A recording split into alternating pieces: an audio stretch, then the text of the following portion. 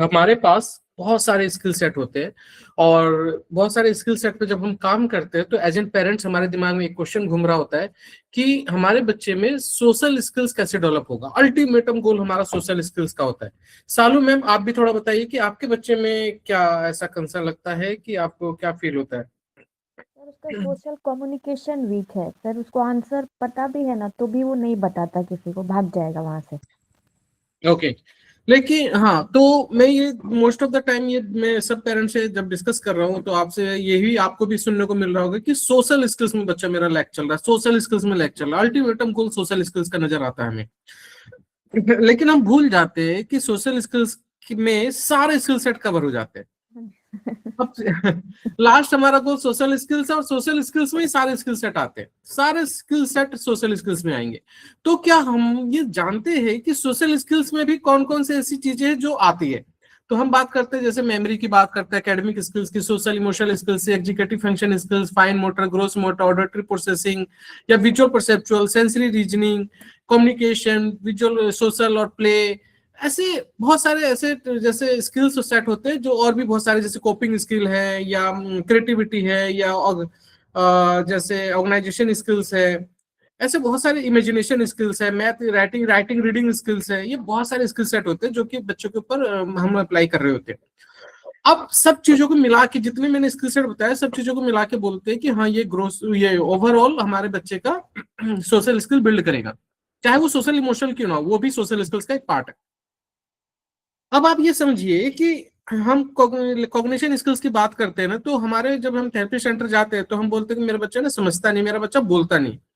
तो हम घूम फिर के आ जाते हैं सेंसरी के ऊपर, कि अभी जैसे आप पेरेंट्स ने बोला कि सेंसरी भी इशू है, या हमारा बच्चा सेटल नहीं होता, मेरा बच्चा एक जगह सेट नहीं होता। तो मुझे ये लगता है कि हम जब सोशल स्किल्स को नोट डाउन कर रहे हैं तो हम सेंसरी पे क्यों आ रहे हैं, और जब सेंसरी पे आ रहे हैं तो सोशल स्किल्स के बारे में बात क्यों कर रहे हैं? ये ना कॉन्ट्राडिक्टरी की, ये जो दो नाव है ना, और इसके बीच में जो रूट है ना, इसको भूल जाते हैं कि इस नाव से इस नाव तक में जाने में हमें किस ब्रिज का यूज करना पड़ेगा, वो हम भूल जाते हैं। मैं इस चीज को बहुत, मैंने काफी टाइम से गौर किया है कि पेरेंट्स, मेरे जब मेरे पास ऑफलाइन भी पेरेंट्स आते हैं ना, मैंने एक बार कंसर्न भी उठाया था अपने ग्रुप में, जब हमने ऑनलाइन ऑफलाइन सेशन भी किया था।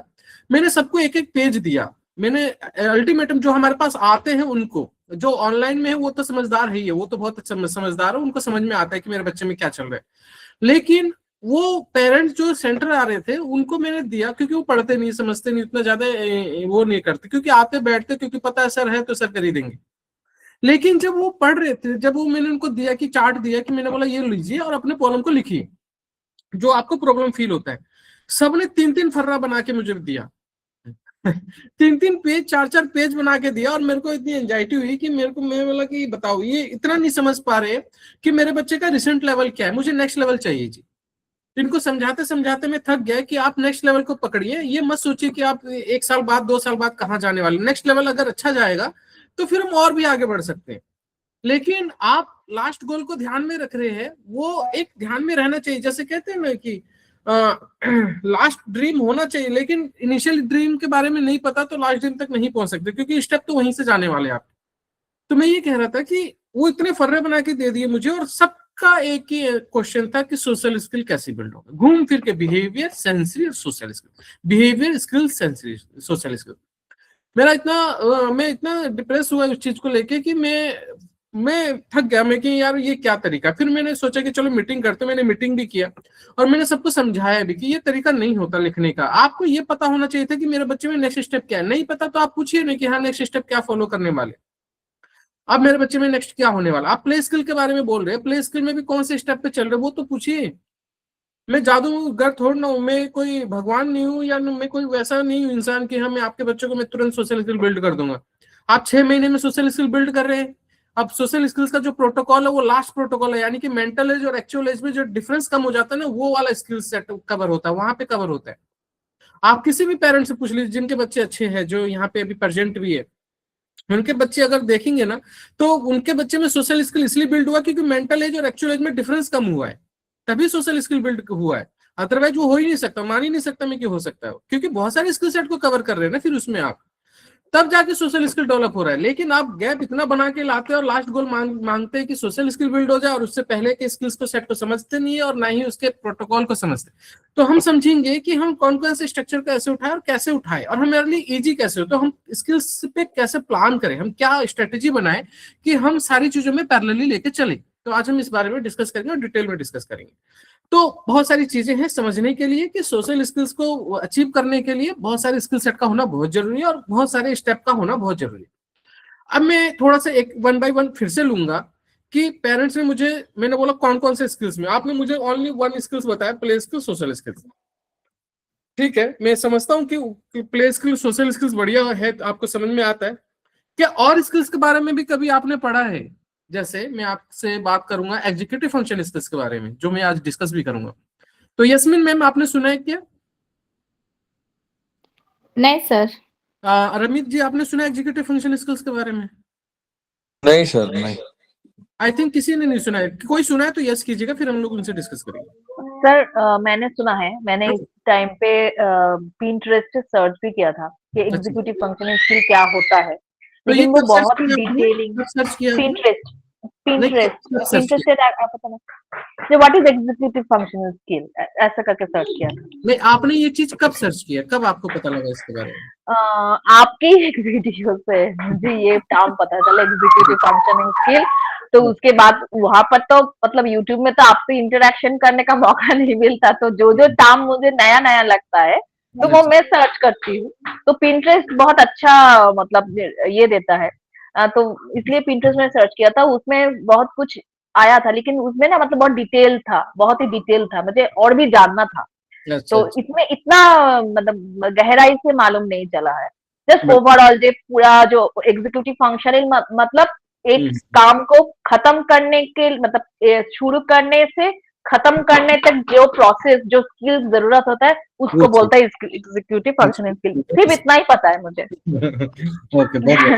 तो मैंने जब इस एग्जीक्यूटिव फंक्शन स्किल्स के बारे में रीड आउट किया था फर्स्ट टाइम बहुत साल पहले, 8-9-10 साल पहले, तो मेरे को ये लगा कि यार ये स्किल्स तो बहुत बढ़िया स्किल्स है और इसमें ये ऐसी चीजें दी हुई है जहां से बच्चा हर काम को प्रोसेस कर सकता है। लेकिन हम ग्रोस मोटर स्किल्स के पीछे क्यों भाग रहे हैं?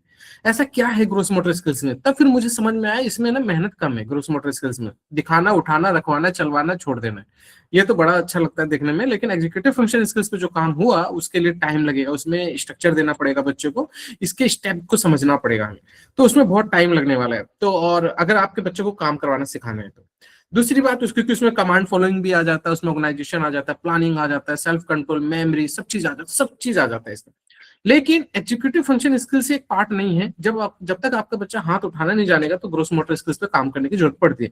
लेकिन मैंने बहुत बच्चे देखे जो समझदार देखे, उनके बच्चों में प्लानिंग, ऑर्गेनाइजेशन वाली कोई एक्टिविटी मैंने कहीं पे नहीं देखी। तो मैंने उसको समझाने की कोशिश की, 2 वीडियो मेरे एग्जीक्यूटिव फंक्शन स्किल्स को, लेकिन मैंने डिटेलिंग करने की कोशिश की लेकिन कर नहीं पाया क्योंकि 20 मिनट्स उसी में निकल गया।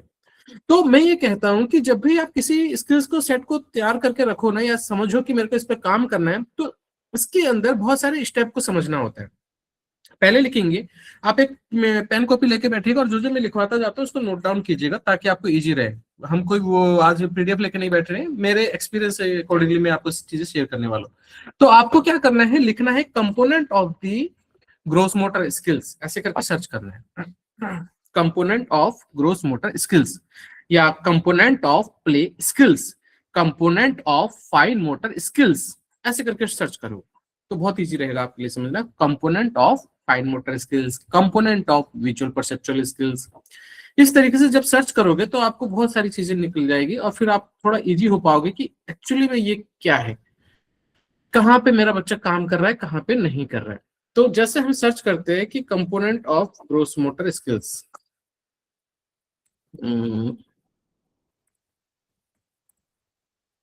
कंपोनेंट ऑफ, आप मैं दिखा देता हूँ, एग्जीक्यूटिव भी डालते हैं, एग्जीक्यूटिव फंक्शन,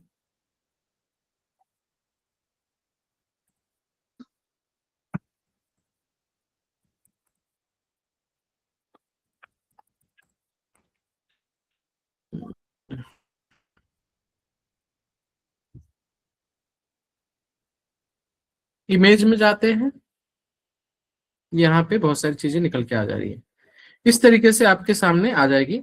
या अगर executive function skill strategy for student, इसमें कौन कौन सी चीजें होती है, या ये सर्च कर सकते हैं जी, या हम लिख सकते हैं ये एग्जीक्यूटिव फंक्शन स्किल्स। ये देखिए किसी भी तरह की जो चीजें जो कि आपको लगता है कि ये बच्चों वाले स्किल सेट होते हैं। देखिए देखिए यहाँ पे देख रहे आप, देख पा रहे हैं आप, emotional control, working proactivity, time management, response innovation, गोल directed persistence, planning, prioritisation, mental flexibility, self awareness. ऐसे आप किसी भी चीज के बारे में डालेंगे ना तो निकल जाएगा। कंपोनेंट जब डालते हैं ना तो हमारे सामने चीजें निकल के आ जाती है। ठीक है, या फॉर किड्स भी डाल सकते हैं, या component of executive function skills for kids या चाइल्ड, ऐसे करके भी डाल सकते हैं, फॉर चाइल्ड। देखिए निकल पा रहा है, आप देख पा रहे होंगे जहां पे हमें ये चीजें देखने को मिल रही है कि हमारे बच्चे में कौन कौन से ऐसे स्किल सेट होने चाहिए जिसके ऊपर हम काम कर सकते हैं। तो यहाँ पे अगर किसी भी पेज को अगर क्लिक करोगे ना, जब इमेज में जाके किसी भी पेपर पेज पे आप क्लिक करोगे तो आपको इन सब के बारे में डिटेलिंग दी जाएगी। देख रहे हैं यहाँ पे डिटेलिंग दी गई है। ऐसे करके आप किसी भी इमेज के ऊपर सर्च टैप करेंगे और आपको वहां की डिटेलिंग मिल जाएगी। या आप ऐसे भी सर्च कर सकते हैं चैट जीपीटी पे जाके या परप्लेक्सिटी पे जाके, जो भी है एआई मॉडल जो भी होते हैं उन पे जाके सर्च कर सकते हैं, तो बहुत सारी डिटेलिंग देखने को मिल जाती है। अब मैं ये कहता हूँ कि आप ये नोटिस कर पाए कि यार मेरे बच्चे में तो ये होना चाहिए, मेरे बच्चे में तो है नहीं, अब इस पे काम कैसे करें। ऐसे तो बहुत सारे स्किल सेट मिल जाएंगे आपको, लेकिन इस पे काम कैसे करते हैं, इसके मीनिंग को कैसे समझते हैं। तो मैं मीनिंग ना समझाते हुए आपको ये बताऊंगा कि आप इसको समझने से अगर समझ पाए तो बहुत बढ़िया रहेगा, नहीं समझ पाए तो उसके लिए क्या करना है आपको। तो ये छोटी छोटी है ना एग्जाम्पल दिए होते हैं, जैसे आप सर्च करोगे ना what is the meaning of flexibility thinking in executive function skills, तो मीनिंग बता देगा आपको, तुरंत मीनिंग बता देगा। जरूरत ही नहीं कि एक साथ सारी चीजों को समझो, आप इसके ये पॉइंटर लिख लो और उस पॉइंटर को लिखने के बाद एक सर्च कर लो कि हाँ what is the meaning of task initiation of the executive function skills, वो तुरंत आपको दे देगा निकाल के कि हाँ इसका मतलब ये है।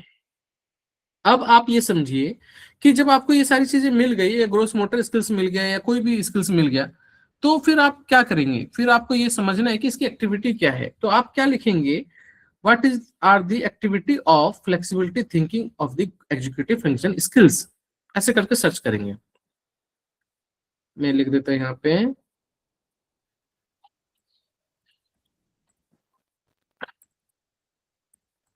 मैं चैट जीपीटी इसलिए यूज नहीं कर रहा हूँ क्योंकि चैट जीपीटी एक आपको निकाल के तो दे देगा, लेकिन मेरा पेड वर्जन है चैट जीपीटी, तो आपका अनपेड वर्जन होगा तो उसमें ठीक से नहीं देगा। तो मेरे में ठीक से देगा तो आपको लगेगा यार ये तो चैट जीपीटी बढ़िया है, लेकिन मेरे पेड वर्जन है मेरे पास, इसलिए थोड़ा सा दिक्कत, मतलब आपको इस तरीके से नहीं मिल पाएगा जिस तरीके से आप सर्च करना चाहते हैं। या मैं आपको सर्च करके दिखाऊँ, तो मैं गूगल पे सर्च करके दिखा रहा हूँ, what are the activity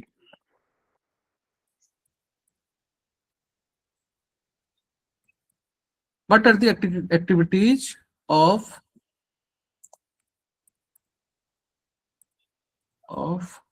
sorry of executive function is of जैसे मैं बोलूँ टास्क इनिशिएशन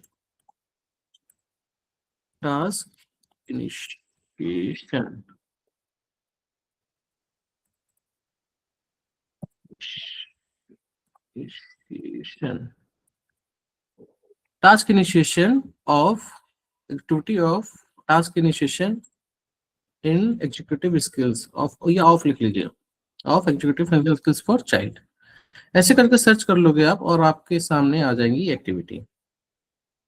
जैसे यहाँ पे टास्क इनिशियल स्टेज पे आ रहा है, student who struggle with task initiation, आप देख पा रहे होंगे आप, ये है एक्टिविटी है। या ऑल में भी चले जाएंगे, इमेजेस पे भी सर्च कर सकते हो, या ऑल में चले जाएंगे तो आपको एक्टिविटी दिखा देगा यहाँ पे। ये देखिए जैसे breaking down core, using visual schedule या चेकलिस्ट या picture chart, timer, routine building, engaging game, Simon says memory, Simon says, ये सब देख पा रहे हैं आप। ये सब टास्क इनिशिएशन के कुछ प्रोटोकॉल है। यहाँ पे कुछ ये भी दिख जाएंगे, या यहाँ पे एक्टिविटी देख पा रहे होंगे, इंप्रूव एग्जीक्यूटिव फंक्शन स्किल या टास्क इनिशिएशन के लिए पर्टिकुलर नीचे दिया हुआ देखिए, executive function skill task initiation, ऐसे करके आपके पास एक्टिविटी निकल जाएगी बहुत सारी। Executive function activity 4 3 to 5 year old, ठीक है, तो हमारे पास एक्टिविटी ऐसे करके निकल जाती है कि हमने पहले स्किल सेट सर्च किया, उसके कंपोनेंट को सर्च किया। पहले स्किल सेट सर्च कर लो, what are the skill set of special kids or any kids.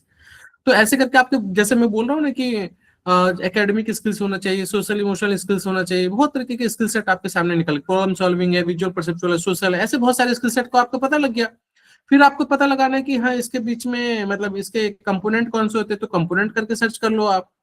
जब कंपोनेंट करके सर्च कर लिया तो फिर एक्टिविटी करके पर्टिकुलर कोई भी कंपोनेंट उठाइए, जैसे टाइम मैनेजमेंट उठा लीजिए, फ्लेक्सिबिलिटी उठा लीजिए, ग्रोस मोटर में बैलेंसिंग उठा लीजिए, और लिखिए what are the activity according to your child. जैसे आपने लिखा what are the activity according to 3 year, 4 year, 5 year in a play skills और ऑफ ग्रोस मोटर, या प्ले स्किल्स ऑफ जैसे कोऑपरेटिव स्किल्स या एसोसिएटेड प्ले।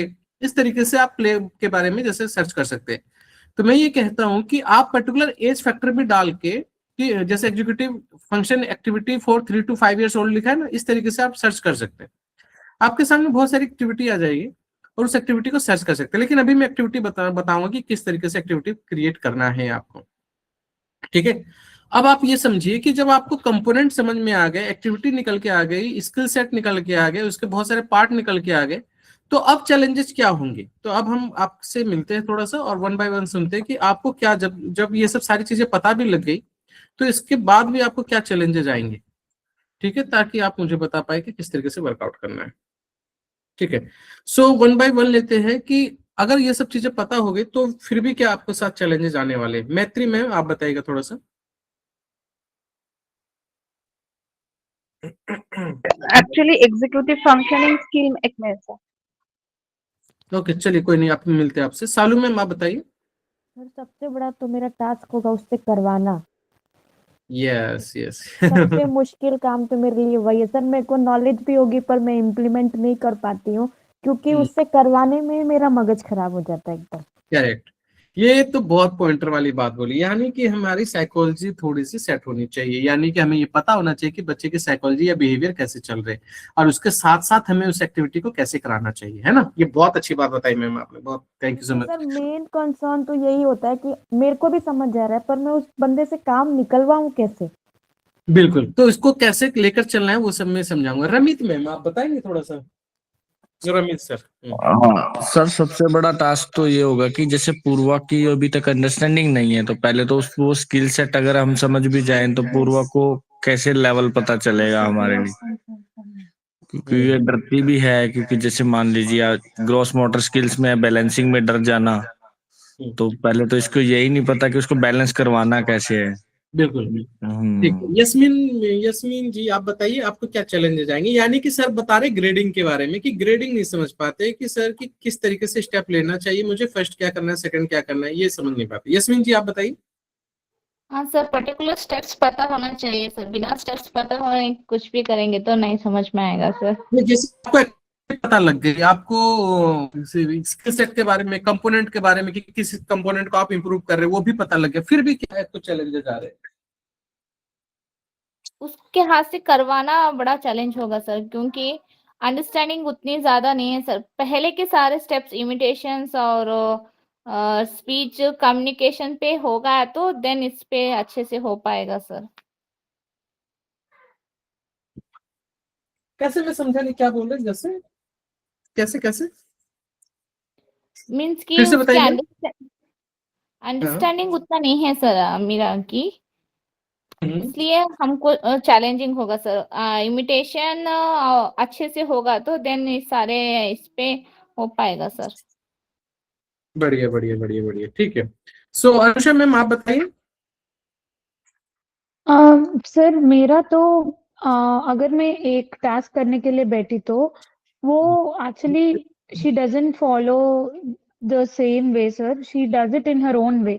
मतलब एक play dough से अगर मैं उसको चीजें करना सिखा रही हैं तो वो क्या करती है, 2 कलर्स की प्ले डो को मिक्स करके एंजॉय करती है सर। आई तो मीन शी जिसमें डजंट तो आप उसकी तरीके फ्रस्ट्रेशन, से करती है सर। तो इसमें हमें थोड़ा सा फ्रस्ट्रेशन हो जाता है कि यार मेरी बात क्यों नहीं मान रहा बच्चा, है ना। मतलब मैं कुछ सिखाने के लिए ट्राई कर रही हूँ सर, पर वो उसकी खुद की एंजॉयमेंट ले रही है तो थोड़ा या ऐसा है सर, डिस्करेज हो जाते। ठीक है, ठीक है, ठीक है। ओके, मैत्री मैम आप बताइए मैम। सर मेरा टारगेट तो फर्स्ट होना चाहिए कि कोऑपरेशन। जब सबसे ज्यादा दिक्कत आता है, जब थोड़ा सा फ्रस्ट्रेशन बढ़ना स्टार्ट होता है, जब बच्चा कोऑपरेट नहीं करता है, एक से एक इमिटेशन, दो इमिटेशन के बाद ही भाग जाना, मतलब जो सस्टेन्ड कंटिन्यूअसली एक प्रोलॉन्ग्ड वे में जो कोऑपरेशन, मुझे तो लगता है सबसे ज्यादा कोऑपरेशन मुझे जरूरत है। अगर बच्चा कोऑपरेट करना स्टार्ट कर दे तो कोई भी एक्टिविटी हम करवा सकते हैं उसे। बहुत बढ़िया, ये मैंने पॉइंटर लिख लिया, कोऑपरेशन बहुत अच्छा पॉइंटर है ये। ठीक है, और शिवानी मैम आप बताइए। सर एक तो ये लॉस्ट हो जाता है कभी बीच बीच में, जैसे थोड़ा सा इसको टाइम मिलता है ना, तो या तो ये एक्टिविटी करते करते हुए कुछ कुछ बोलते रहता है, और या तो अगर बीच में थोड़ा एक एक्टिविटी से बीच में ट्रांजिशन करते हैं, तुरंत एक कोने में भाग के कूदना स्टार्ट करता है, फिर उसको बुला के ले आते हैं। एक काम ये, एक इश्यू ये होता है। दूसरा ये सर, कभी कभी कोई एक पर्टिकुलर एक्टिविटी पकड़ लेता है, ये नहीं करना है, एकदम जिद पकड़ लेता है, तो वो नहीं करना है, फिर एकदम रोना खाना स्टार्ट हो जाता है, फिर पता लगता है कि पूरा सेशन ही गड़बड़ हो जाता है। फिर जो है तो उसको नया लाने के लिए फिर ड्राइविंग कुछ करते हैं, ये सब, ये थोड़ा इशू है सर। दिव्यांशी मैम आप बताइए। सर पहले तो उसका अटेंशन कि वो मेरी तरफ देखे, फोकस। सेकंड मैं उसको कहूँ कि उसको कंटिन्यूशन में नहीं करना, ओके, हर बोर हो जाते हैं बच्चे, बोर तो हो जाती है, नया बोरिंग नया लैंग्वेज, ये कुछ तो ना बहुत कुछ पॉइंटर बताया मैम। बोरिंग के ऊपर मेरा एक साइकोलॉजी रहेगा, 1 घंटे का रखेगा, मैं रखने वाला हूँ। मैं बोरियत के ऊपर मैं एक फिल्म मतलब प्रवचन देने वाला हूँ। मैं अब एक वीडियो क्रिएट करने वाला हूँ जल्दी। मैंने आज ही सोचा था कि बोरियत हो जाती है हमें काम करते करते, नहीं। थोड़ा और सा। दूसरा ये कि फिक्सेशन भी बना लेते हैं। पूर्वा तो ऐसा है कि एक बार में हो गया तो मुझे वही करना है, समझ आ गया तो वही करेंगे, आगे जाना ही नहीं। बढ़िया। ओके, सहला मैम आप बताइए। सर मैं तो कोई भी स्किल उठाती हूँ ना, तो मैं उस पर 1 साल नहीं लिखती। मैं पूछती हूँ एक माँ का बच्चा क्या करेगा, वहां से शुरू करती हूँ, आसानी से मुश्किल की तरफ। बढ़िया बढ़िया, ये तो थेरेपिस्ट वाली बात कर दी आपने। कि आपको चैलेंजेस क्या थे वो बताइए, फिर हम लोग आपका वो भी समझेंगे कि सर कितना। मैं सब में आगे जा रही हूँ, सिर्फ प्ले स्किल में अब आपने आके बताया कि हैबिट बनानी पड़ेगी, ये मिस था, अब ट्राई कर रही हूँ। अच्छा अच्छा अच्छा अच्छा, बहुत बढ़िया ma'am, thank you so much. Okay, Monika ma'am आप बताइए, क्या चैलेंज आता है आपको? ये सर चैलेंज मैं आएगा आपको, एक्टिविटी भी पता एक्टिविटी लग गई। एक्टिविटी करने टाइम में विश्व का अटेंशन ड्रैग करना उस एक्टिविटी पर थोड़ा मुश्किल होती है सर। मैं एक बोलते हैं वो इधर उधर देखती रहती है सर। मीन्स आप लास्ट टाइम ट्रेनिंग में बोला है ना सर, चाइल्ड हमारी आई लेवल में देखने से तो हाफ प्रॉब्लम सॉल्व। लाइक अभी मैं कोशिश कर रहा हूँ जो भी बात करना और जो भी एक्टिविटी उसको एक्सप्लेन करना, मैं तो कोशिश कर रहा हूँ उसका आई लेवल पे बात करने के लिए। ये दिक्कत चल रही है सर, लेकिन ट्राई कर रहा हूँ। ओके, तो अटेंशन उसका ड्रैग करना प्रॉब्लम होती है चैलेंज आते हैं, चैलेंज क्या आएंगे सर। आपको? चैलेंज क्या आएंगे कि अगर आप वर्कआउट कर रहे हो तो आपको मतलब मान के चलिए कि मेन कंसर्न आपका आई कांटेक्ट है कि आई कांटेक्ट नहीं देगा तो बच्चा करे नहीं रहा, या यही कि मेरा कोई भी एक्टिविटी करा रही हूँ आई कांटेक्ट नहीं देगा तो करेगा ही नहीं? हाँ सर, हाँ सर, वो नहीं देखेगा सर। मैं जो बोलेगा वो उस टाइम में इधर उधर देखती रहती है, अटेंशन नहीं देगा सर मैं जो बोलेगा उसके ऊपर। अच्छा अच्छा अच्छा अच्छा, तो हमें ये तो समझ में आ रहा है कि सालू मैम आप बताइए। अच्छा आपने तो बता दिया, ठीक है। तो हमें ये पता लग गया कि साइकोलॉजी हमें थोड़ी सी समझनी पड़ेगी, ग्रेडिंग समझना पड़ेगा, ऑपरेशन समझना पड़ेगा, पेशेंस रखना पड़ेगा, और बोरिंग लेवल को क्यों कैसे करना है। तो हम ये समझते हैं मैम कि हम ये कैसे माने कि मेरा बच्चा कितनी देर में करेगा कोई चीज। जब आप किसी के पास जाते हैं कोई काम करवाने, या आपको लगता है कि ये बंदा अच्छा है, ये बंदा मेरे बच्चे के ऊपर काम कर सकता है, जब आप उससे काम करवा रहे होते हैं तो उसके दिमाग में क्या चल रहा होता है? वो आपके बच्चे में कब रिजल्ट लाने के बारे में सोचता है?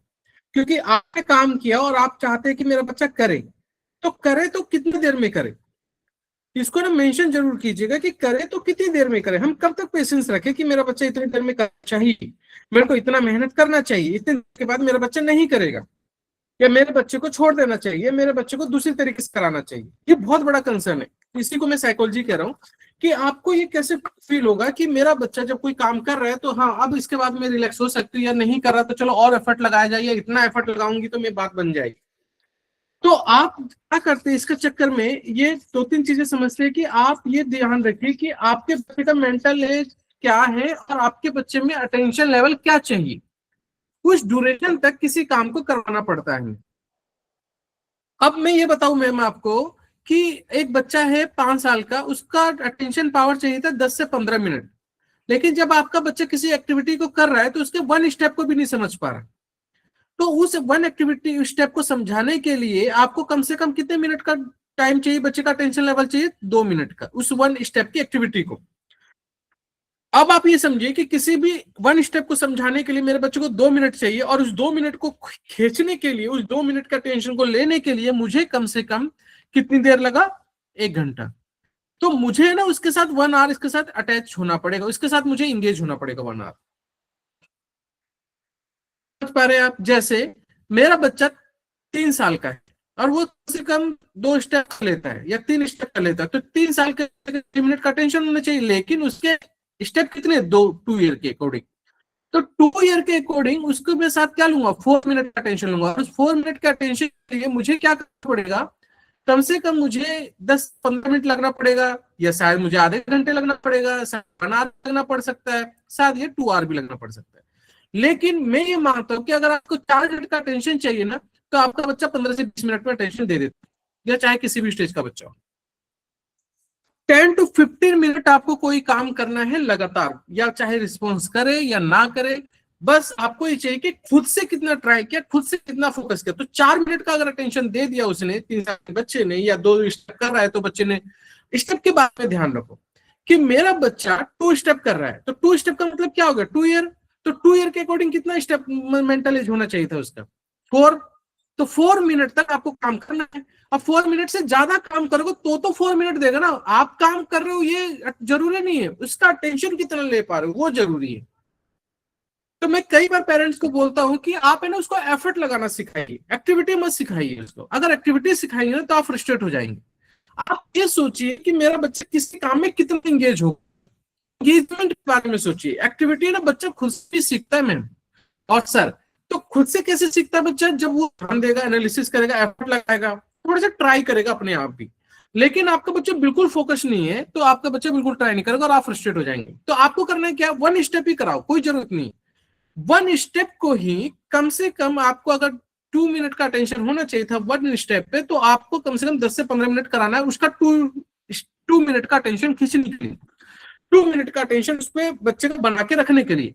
तो आपको 15 मिनट काम करना पड़ रहा है, शायद आधे घंटे में काम करना पड़ सकता है किसी काम में, किसी भी काम में। मैं ये नहीं बोल रहा हूँ कि आप पर्टिकुलर कोई एक्टिविटी पकड़ लीजिए, कोई कंपोनेंट का कोई गोल पकड़ लीजिए, उस गोल को सोचिए, मैं उस गोल को करवा रहा हूं तो मेरा बच्चा उस गोल में कितने स्टेप समझ रहा है। मैं बोलूंगा एक क्रिकेट है, मैं प्ले का ले लेते हैं, सबका कंसर्न है प्ले नहीं सीखता। मेरा बच्चा कोई प्ले कर रहा है, अब आप ये सोचिए कि प्ले का कौन सा प्ले सिखा रहा हूँ, बैट बॉल सिखा रहा हूँ, खो-खो सिखा रहा हूँ, या कोई भी ऐसा प्ले सिखा रहा हूँ, बॉल कैच एंड थ्रो कर सिखा रहा हूँ, या बॉल को हिट करना सिखा रहा हूँ, या बॉल को थ्रो करके बैठना सिखा रहा हूँ, क्या सिखा रहा हूँ, कितने स्टेप में प्ले सिखा रहा हूँ। अगर आप चाहते हैं कि आपका बच्चा 3 स्टेप करे, आपका बच्चा 2 स्टेप सीख लिया है, अब आप चाहते हैं 3 स्टेप करे, या आपका बच्चा 2 स्टेप में ही है, तो 2 स्टेप में बच्चों को कितने मिनट एक्टिविटी कराओगे, कम से कम 4 मिनट का बच्चा फोकस होना चाहिए, वो लगातार 4 मिनट किसी काम को अच्छे से करे।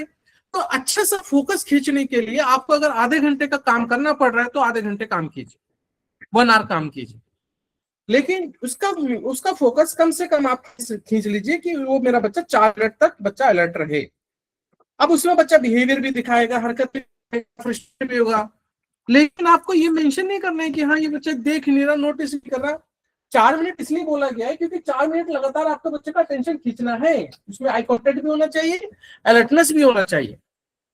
तो आप ये बोले नहीं कि हाँ ये क्यों नहीं करता, ये कब करेगा, कैसे करेगा, ये तो ध्यान ही नहीं देता, ये तो कॉपरेट नहीं करता है, ठीक है, ये तो आई कांटेक्ट नहीं करता है। आपको आई कांटेक्ट ही खींचने के लिए 4 मिनट चाहिए, और 4 मिनट आपको लग रहा है कि 4 मिनट का आई कांटेक्ट खींचने में आपको आधे घंटे लग रहा है, हाफ एन आवर लग रहा है, तो आप उसके साथ हाफ एन आवर लगिए, अदरवाइज दिक्कत हो जाएगी आपको, बच्चा आपका फोकस नहीं करेगा।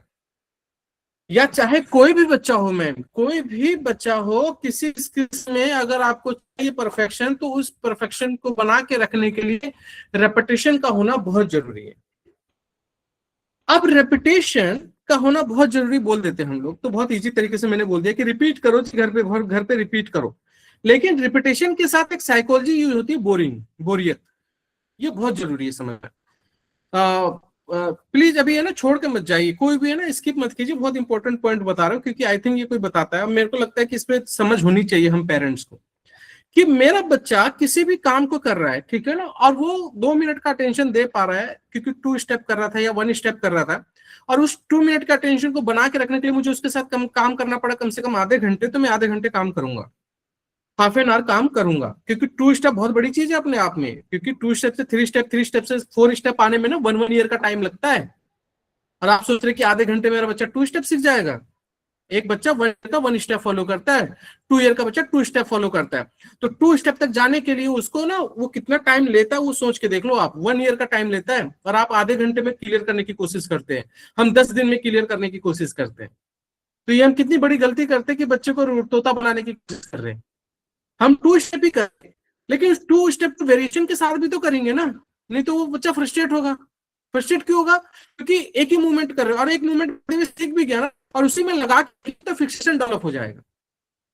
तो मैं ये कहता हूं कि आप ये समझिए कि आपको क्या पकड़ना है, आपको क्या करवाना है। आप इमिटेशन ले रहे हैं, आप वर्किंग मेमोरी ले रहे हैं, आप कुछ भी ले रहे हैं, उसमें स्टेप को ध्यान रखिए कि 1 स्टेप है, 2 स्टेप है, टाइमिंग कितना, उसमें मैं कितना उसको कितने डिस्टेंस से सिखा रही हूँ, कितने लेवल उसका क्रॉस कर रही हूँ। तो मैं ये कहता हूँ कि 1 ईयर के गैप को अगर आप फील करना चाहते हैं तो आपको कम से कम 4-5 महीने तो लगने वाले, 6 महीने लगने वाला है। जरूरी नहीं कि 6 महीने लगे, क्या पता 2 दिन में क्लियर हो जाए, क्या पता 4 दिन में क्लियर हो जाए, क्या पता 1 महीना भी लग जाए, क्योंकि आप मेंटल एज के अकॉर्डिंग काम कर रहे हैं।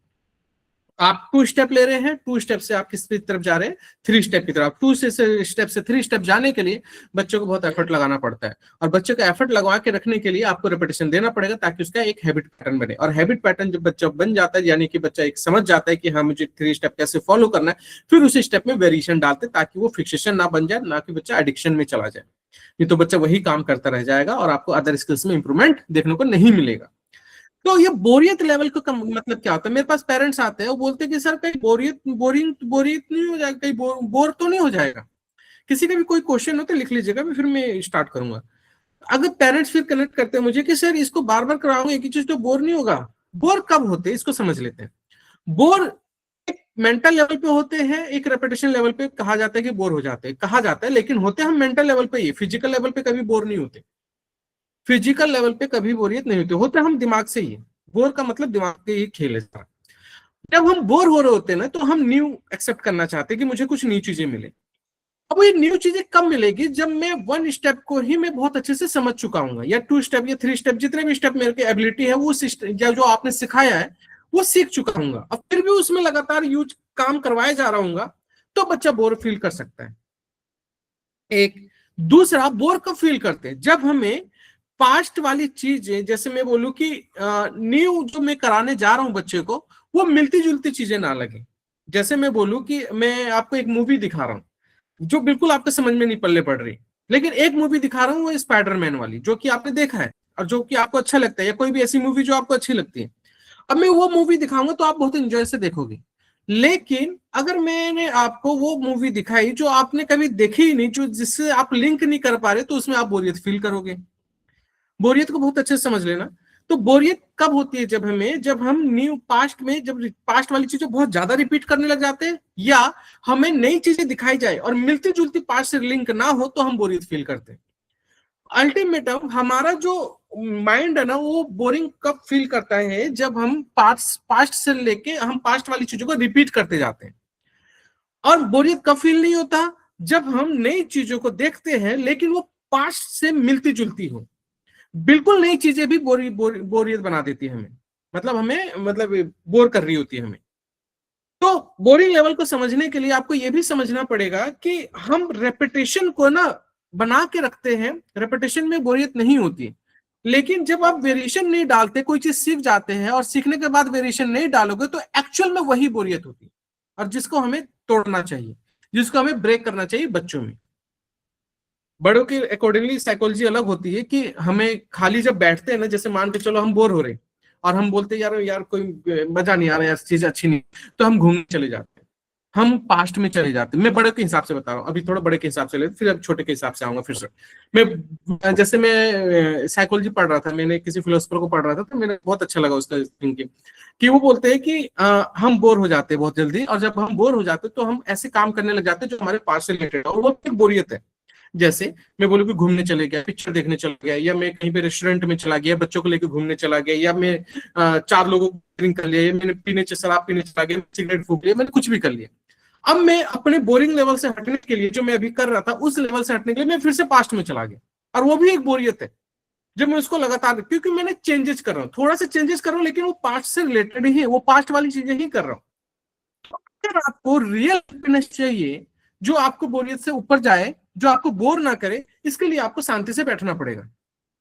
अकेलेपन में बैठो, रिलैक्स होके बैठो, कोई भी काम नहीं करना, आराम से बैठ जाओ, और आराम से बैठने के बाद वो फोकस करो, या फोकस भी मत करो, आराम से बैठो, कुछ मत फील करो। और जब वो कुछ नहीं होगा ना, तो वो एक केमिकल रिलीज होता है कॉन्शियसनेस वाला, उसमें आपको अपनी हैप्पीनेस मिलता है। हैप्पीनेस क्यों मिलता है? क्योंकि आपके दिमाग में किसी तरह की एंजाइटी नहीं, किसी तरह का स्ट्रेस नहीं, किसी तरह का मूवमेंट नहीं है, और मूवमेंट इतना रिलैक्सेशन देता है आपको कि वो हैप्पीनेस क्रिएट करता है। तो वही लोग, साधु महात्मा, जितने भी बड़े लोग होते हैं ना, या जितने भी आप होते हो महात्मा लोग होते हैं, वो फील करते हैं उस चीज को। और ये फील करना इतना ईजी नहीं है, इसमें प्रैक्टिस करना पड़ेगा, बहुत ज्यादा प्रैक्टिस करनी पड़ती है, तब जाके वो फीलिंग आती है। मैं भी नहीं अभी फीलिंग किया उस चीज को, लेकिन मेरे को लगता है कि मुझे करना चाहिए आगे जाके। तो मैं ये कह रहा हूँ बच्चे के हिसाब से कि हमें ना रेपिटेशन में अगर चेंजेस दोगे सीखने के बाद, तो बच्चा बोरियत नहीं फील करेगा। लेकिन अगर सीखा ही नहीं और आप सोच रहे हैं ये तो बोर हो जाता है, बोरियत नहीं होता बच्चा, जब तक वो सीखा नहीं है उस चीज को, जब तक उसको क्रिएटिविटी पता नहीं लगी उस चीज की। अब creativity depend on the practice. किस पे डिपेंड करता है क्रिएटिविटी? प्रैक्टिस के ऊपर। अब प्रैक्टिस कैसे होगी? प्रैक्टिस का मतलब कोई भी काम पकड़ रहे हो और वो सीख लिए, तो उसमें वेरिएशन डालो, फिर सीख लिए, फिर वेरिएशन डालो। जितनी बार उसमें वेरिएशन डालोगे, आपका बच्चा क्रिएटिव हो जाएगा, उसको 10 तरीके से कर सकता है, नहीं तो बच्चा नहीं करेगा। उसी को हम क्रिएटिविटी कहते हैं कि एक काम को 4 तरीके से कैसे कर रहे हैं। तो रेपिटेशन डालो, और रेपिटेशन डालने के बाद फिर आप उसमें थोड़ा वेरिएशन डालो, ताकि बच्चा बोरियत फील ना करे, उस काम में इंगेजमेंट दिखाए, नहीं तो वो फिर से वही चीज हो गई। तो हम यहां तक समझ गए कि कैसे हमें लेके चलना है। तो मैं आप क्वेश्चन ले लेता हूं कि आपको ये तो समझ में आ रहा होगा कि हमें कितनी देर काम कराना चाहिए। अगर समझ में आ रहा है तो प्लीज यस कीजिएगा, नहीं तो माइक ऑन कर लीजिए और क्वेश्चन पुटअप कीजिए। ठीक है, प्लीज अगर किसी को क्वेरी। एक क्वेश्चन था सर।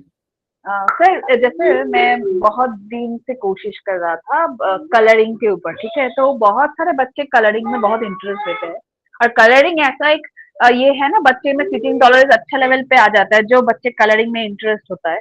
लेकिन मैं अगर कोशिश करता हूँ तो कलरिंग में वो बिल्कुल भी नहीं देखता है, और ऊपर दिखता है।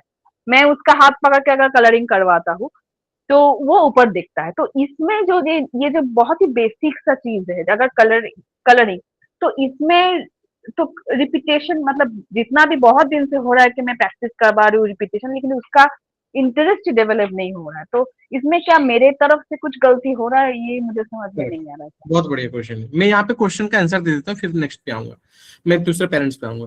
देखो, आप कलरिंग को सिटिंग टॉलरेंस से आपने जोड़ दिया। पहली गलती की आपने, कलरिंग को सिटिंग टॉलरेंस से नहीं जोड़ना चाहिए था आपको। कलरिंग एक स्किल सेट होता है, वो अलग होता है कि फाइन लेवल की कलरिंग है कि किस तरीके की कलरिंग है। कलरिंग बहुत तरह की होती है। दूसरा, आपने कलरिंग को किया, लेकिन कलरिंग को इंडिपेंडेंटली कैसे करेगा बच्चा, उसको समझना था फर्स्ट। आप सेकंड की कलरिंग पे अब बच्चा, मतलब ये जैसे मैं बोलूं कि क्रिएटिव कैसे होगा, उसको समझ नहीं जोड़ते।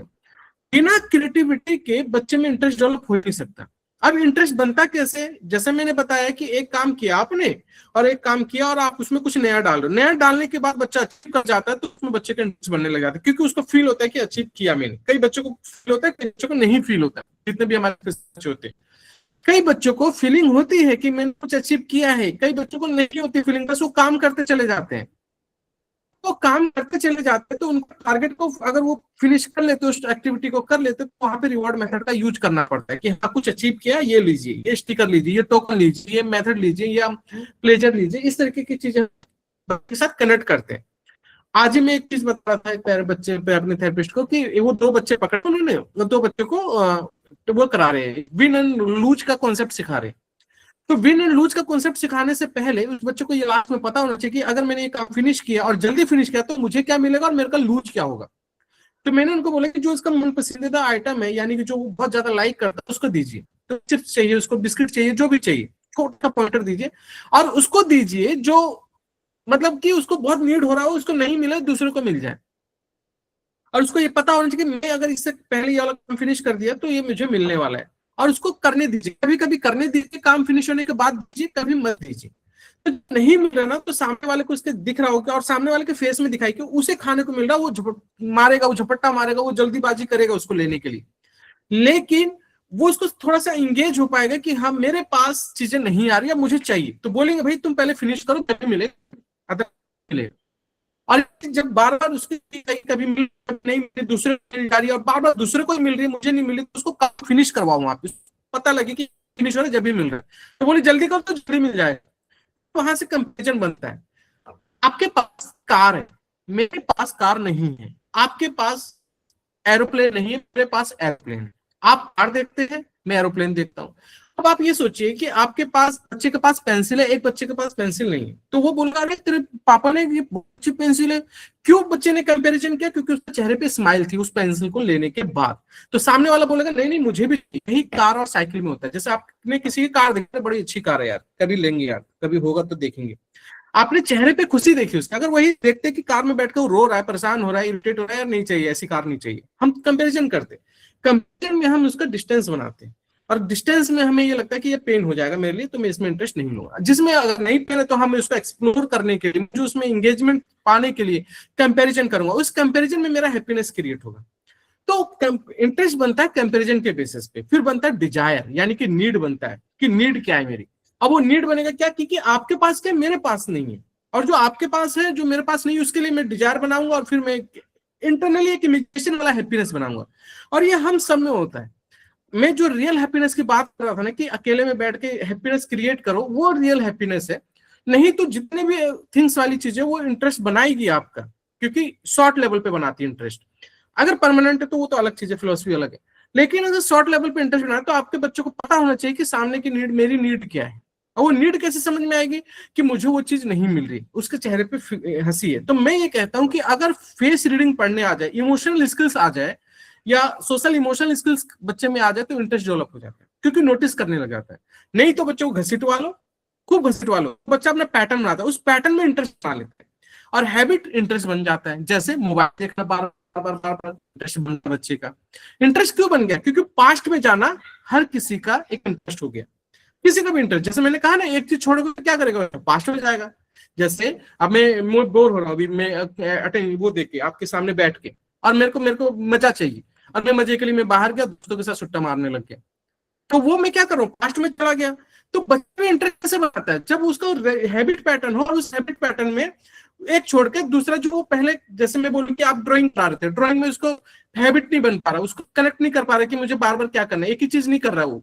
और जो एक ही चीज कर रहा है वो क्या है, हैंड फ्लैपिंग, भागना दौड़ना, आंखों से इधर उधर आंखें करना, वो उसका प्लेजर है, और वो उस प्लेजर में फिक्स हो जाएगा फिर से।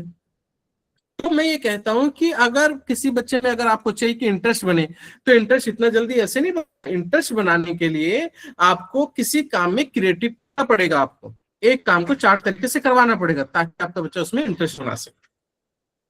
तो ये मेरा इंटरेस्ट बनाने का तरीका है। बात रही कि कलरिंग करा रहे थे, तो कलरिंग में आपने प्रॉम्प्ट कैसे समझा, कितना प्रॉम्प्ट कर रहे हो भाई, आपका बच्चा इंडिपेंडेंटली उसको कैसे कर पा रहा है, इंडिपेंडेंटली कर पा रहा है तो कौन कौन सी चीजें वो कर पा रहा है, कौन सी चीजें नहीं कर पा, तो उसमें कैसे क्रिएटिव करके कौन सी चीजें उसे आपने सिखाई, उसको कौन कौन सी चीजें आ गई करने। आप रोज वही लगे पड़े, रोज आप बता रहे हो यहाँ करो, नहीं, आप टाइमिंग फोकस। अभी मैं समझाऊंगा प्रॉम्प्ट कैसे, मतलब कैसे ग्रेडिंग करते हैं, मैंने ग्रेडिंग भी पॉइंट लिखा है, तो ग्रेडिंग कैसे करना है। तो आप ये कनेक्ट कीजिए कि आपके बच्चे में ग्रेडिंग हुई कि नहीं हुई इस काम की, तभी बच्चे में थोड़ा सा इंटरेस्ट बनेगा, और वो क्योंकि सीख पाएगा। जो सीख जाता है बच्चा उसमें काम करने लग जाता है, फिर इसमें थोड़ा करके चेंज करेंगे ना, तो बच्चा थोड़ा सा दिमाग लगाने की कोशिश करता है। बिल्कुल नया करेंगे कलर को तो वो भी ठीक नहीं है, और पास्ट वाली चीज इतना रिपीट कर चुके होंगे वो भी ठीक नहीं है। तो मैं कहता हूं कि प्रॉम्प्ट को ध्यान में रखिए, और देखिए कि बच्चा क्या कर पाता, जो कर पाता उसमें बैठ के करेगा, जो नहीं कर पाता उसमें नहीं करेगा। ठीक, बताइए मोनिका मैम, आप बताइए। सर आपने बोला है ना सर, 1 स्टेप से 2 स्टेप और 2 स्टेप से 3 स्टेप जाने के लिए नॉर्मली ये तो 6 मंथ्स ऐसे टाइम लगेगा, लेकिन हम वेरिएशन मिक्स करके रिपीटिशन और सपोर्ट देना पड़ता है, तभी वो जल्दी से पकड़ सकती है। तो मुझे क्लियरली मालूम नहीं हुआ सर, मीन्स अभी 1 स्टेप से 2 स्टेप्स प्रैक्टिस करने टाइम में उसको मालूम नहीं हो रहा है सर, तो मैं बार-बार रिपीट कर रहा हूँ। तो अभी आप बोला है ना सर, उसको इरिटेशन आ गया, तो मैं थिंग्स चेंज किया, मीन्स मैंने ओनली पहले तो कलर्स और बाउल्स ऐसे यूज़ किया, तो मैं वापस टॉयज लेकर आई।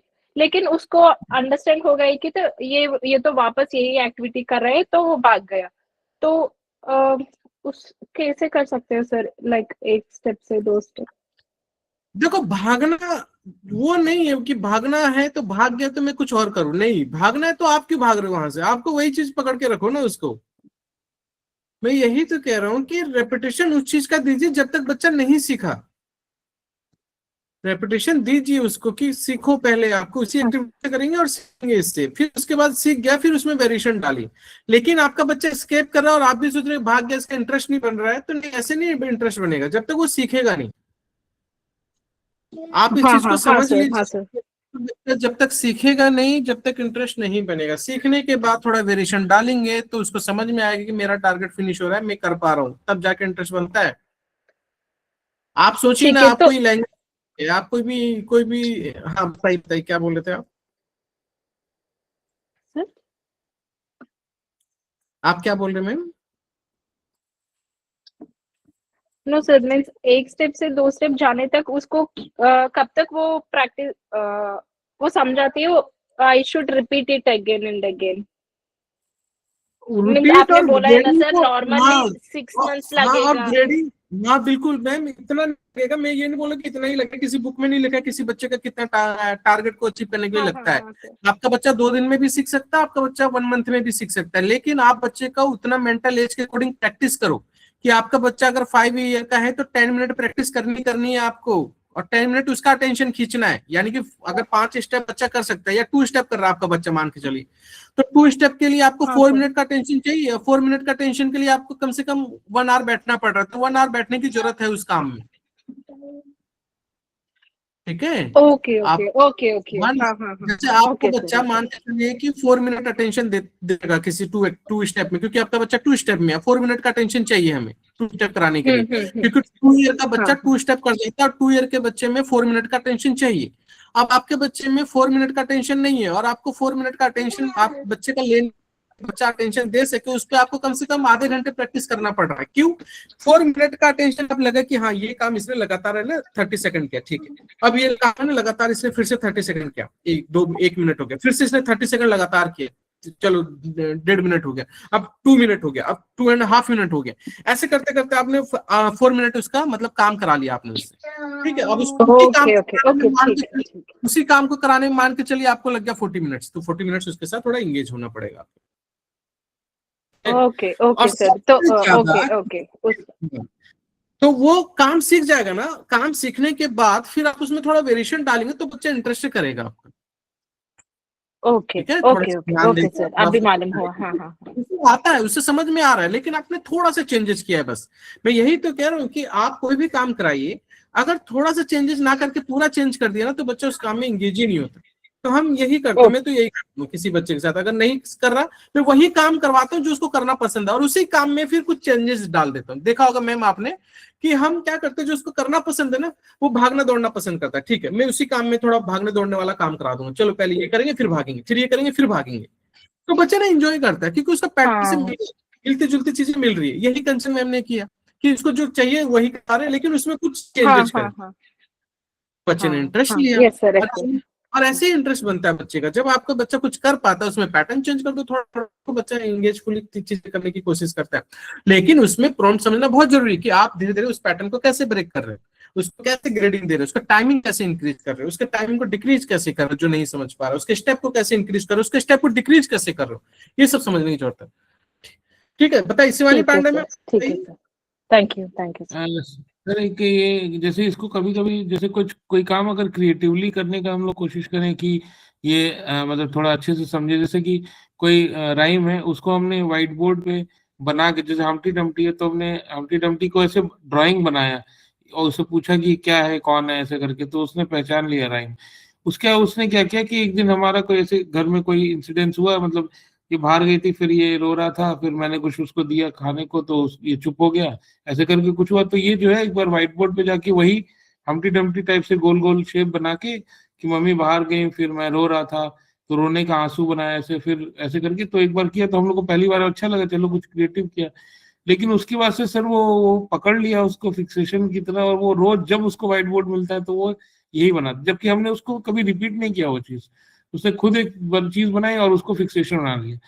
दूसरा एग्जांपल सर ऐसे ही एक बार वो चूंकि था थोड़ा आई कांटेक्ट दे, इसके लिए हमने एक स्टोरी कोई बताई जैसे, तो वो उस स्टोरी को एक ही बार बताया, लेकिन उसको वो अच्छी लगी तो उस स्टोरी को पकड़ लिया, वो काफी दिनों तक वो स्टोरी को जो है बीच में खुद ही में रिपीट करते रहता है, जबकि हमने रिपीटिशन नहीं किया, एक ही बार बस बताया और उसने वो पकड़ लिया और उसको रिपीट करते रहता है, इधर एक्टिविटी या कोई स्टोरी भी। जिनके पास दो बच्चे होंगे वो समझ इस क्वेश्चन को बहुत अच्छे से, कि आपके पास अगर बच्चे, आपने कभी बच्चा देखा होगा 2 ईयर का बच्चा, वो इतनी जल्दी कैच करता है, तो पेरेंट्स बोलते हैं मेरा छोटा वाला बच्चा इतना कैच कर लेता है जल्दी जल्दी, ये क्यों नहीं कर पाता, ये तो 3 साल का हो गया, 5 साल का हो गया, ये क्यों नहीं, ये तो 9 साल का हो गया, 8 साल 6 साल का हो गया, ये कैच नहीं कर रहा है, लेकिन छोटा वाला मेरा बच्चा 2 साल का, वो इससे जल्दी बोल देता है, तुरंत कर लेता है, तुरंत सीख जाता है। मैं ये कहता हूँ जहां मल्टी सेंसरी का कॉन्सेप्ट क्रिएट होता है, जहां पे एकदम से बच्चा फोकस हो जाता है ना, अलर्टनेस आ जाता है, जहां पे वो बच्चा जल्दी लर्निंग ले लेता है। सारे सेंसेस जब एक साथ कोऑर्डिनेट करेंगे ना, तो समझ के चलिए उस दिन लर्निंग आप फास्ट होगी, उसी टाइम लर्निंग फास्ट हो जाती है।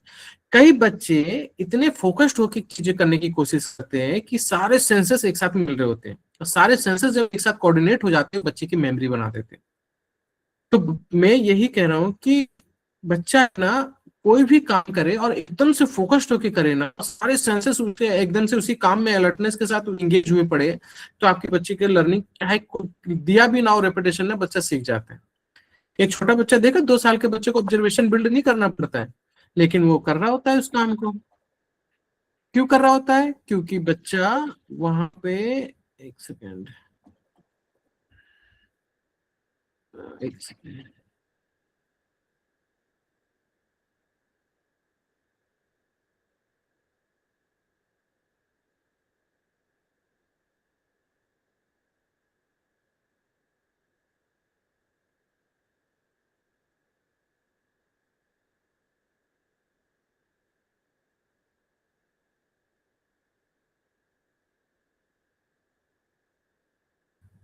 तो मैंने ये कहा कि जब बच्चे के साथ सारे जो थॉट है या मैं जो बोलूँ सेंसरी है एक साथ चीजों के ऊपर आ जाते हैं, तो हमारा बच्चा उसको एकदम से मेमोराइज कर लेता है और उसमें कोई दिक्कत नहीं होता।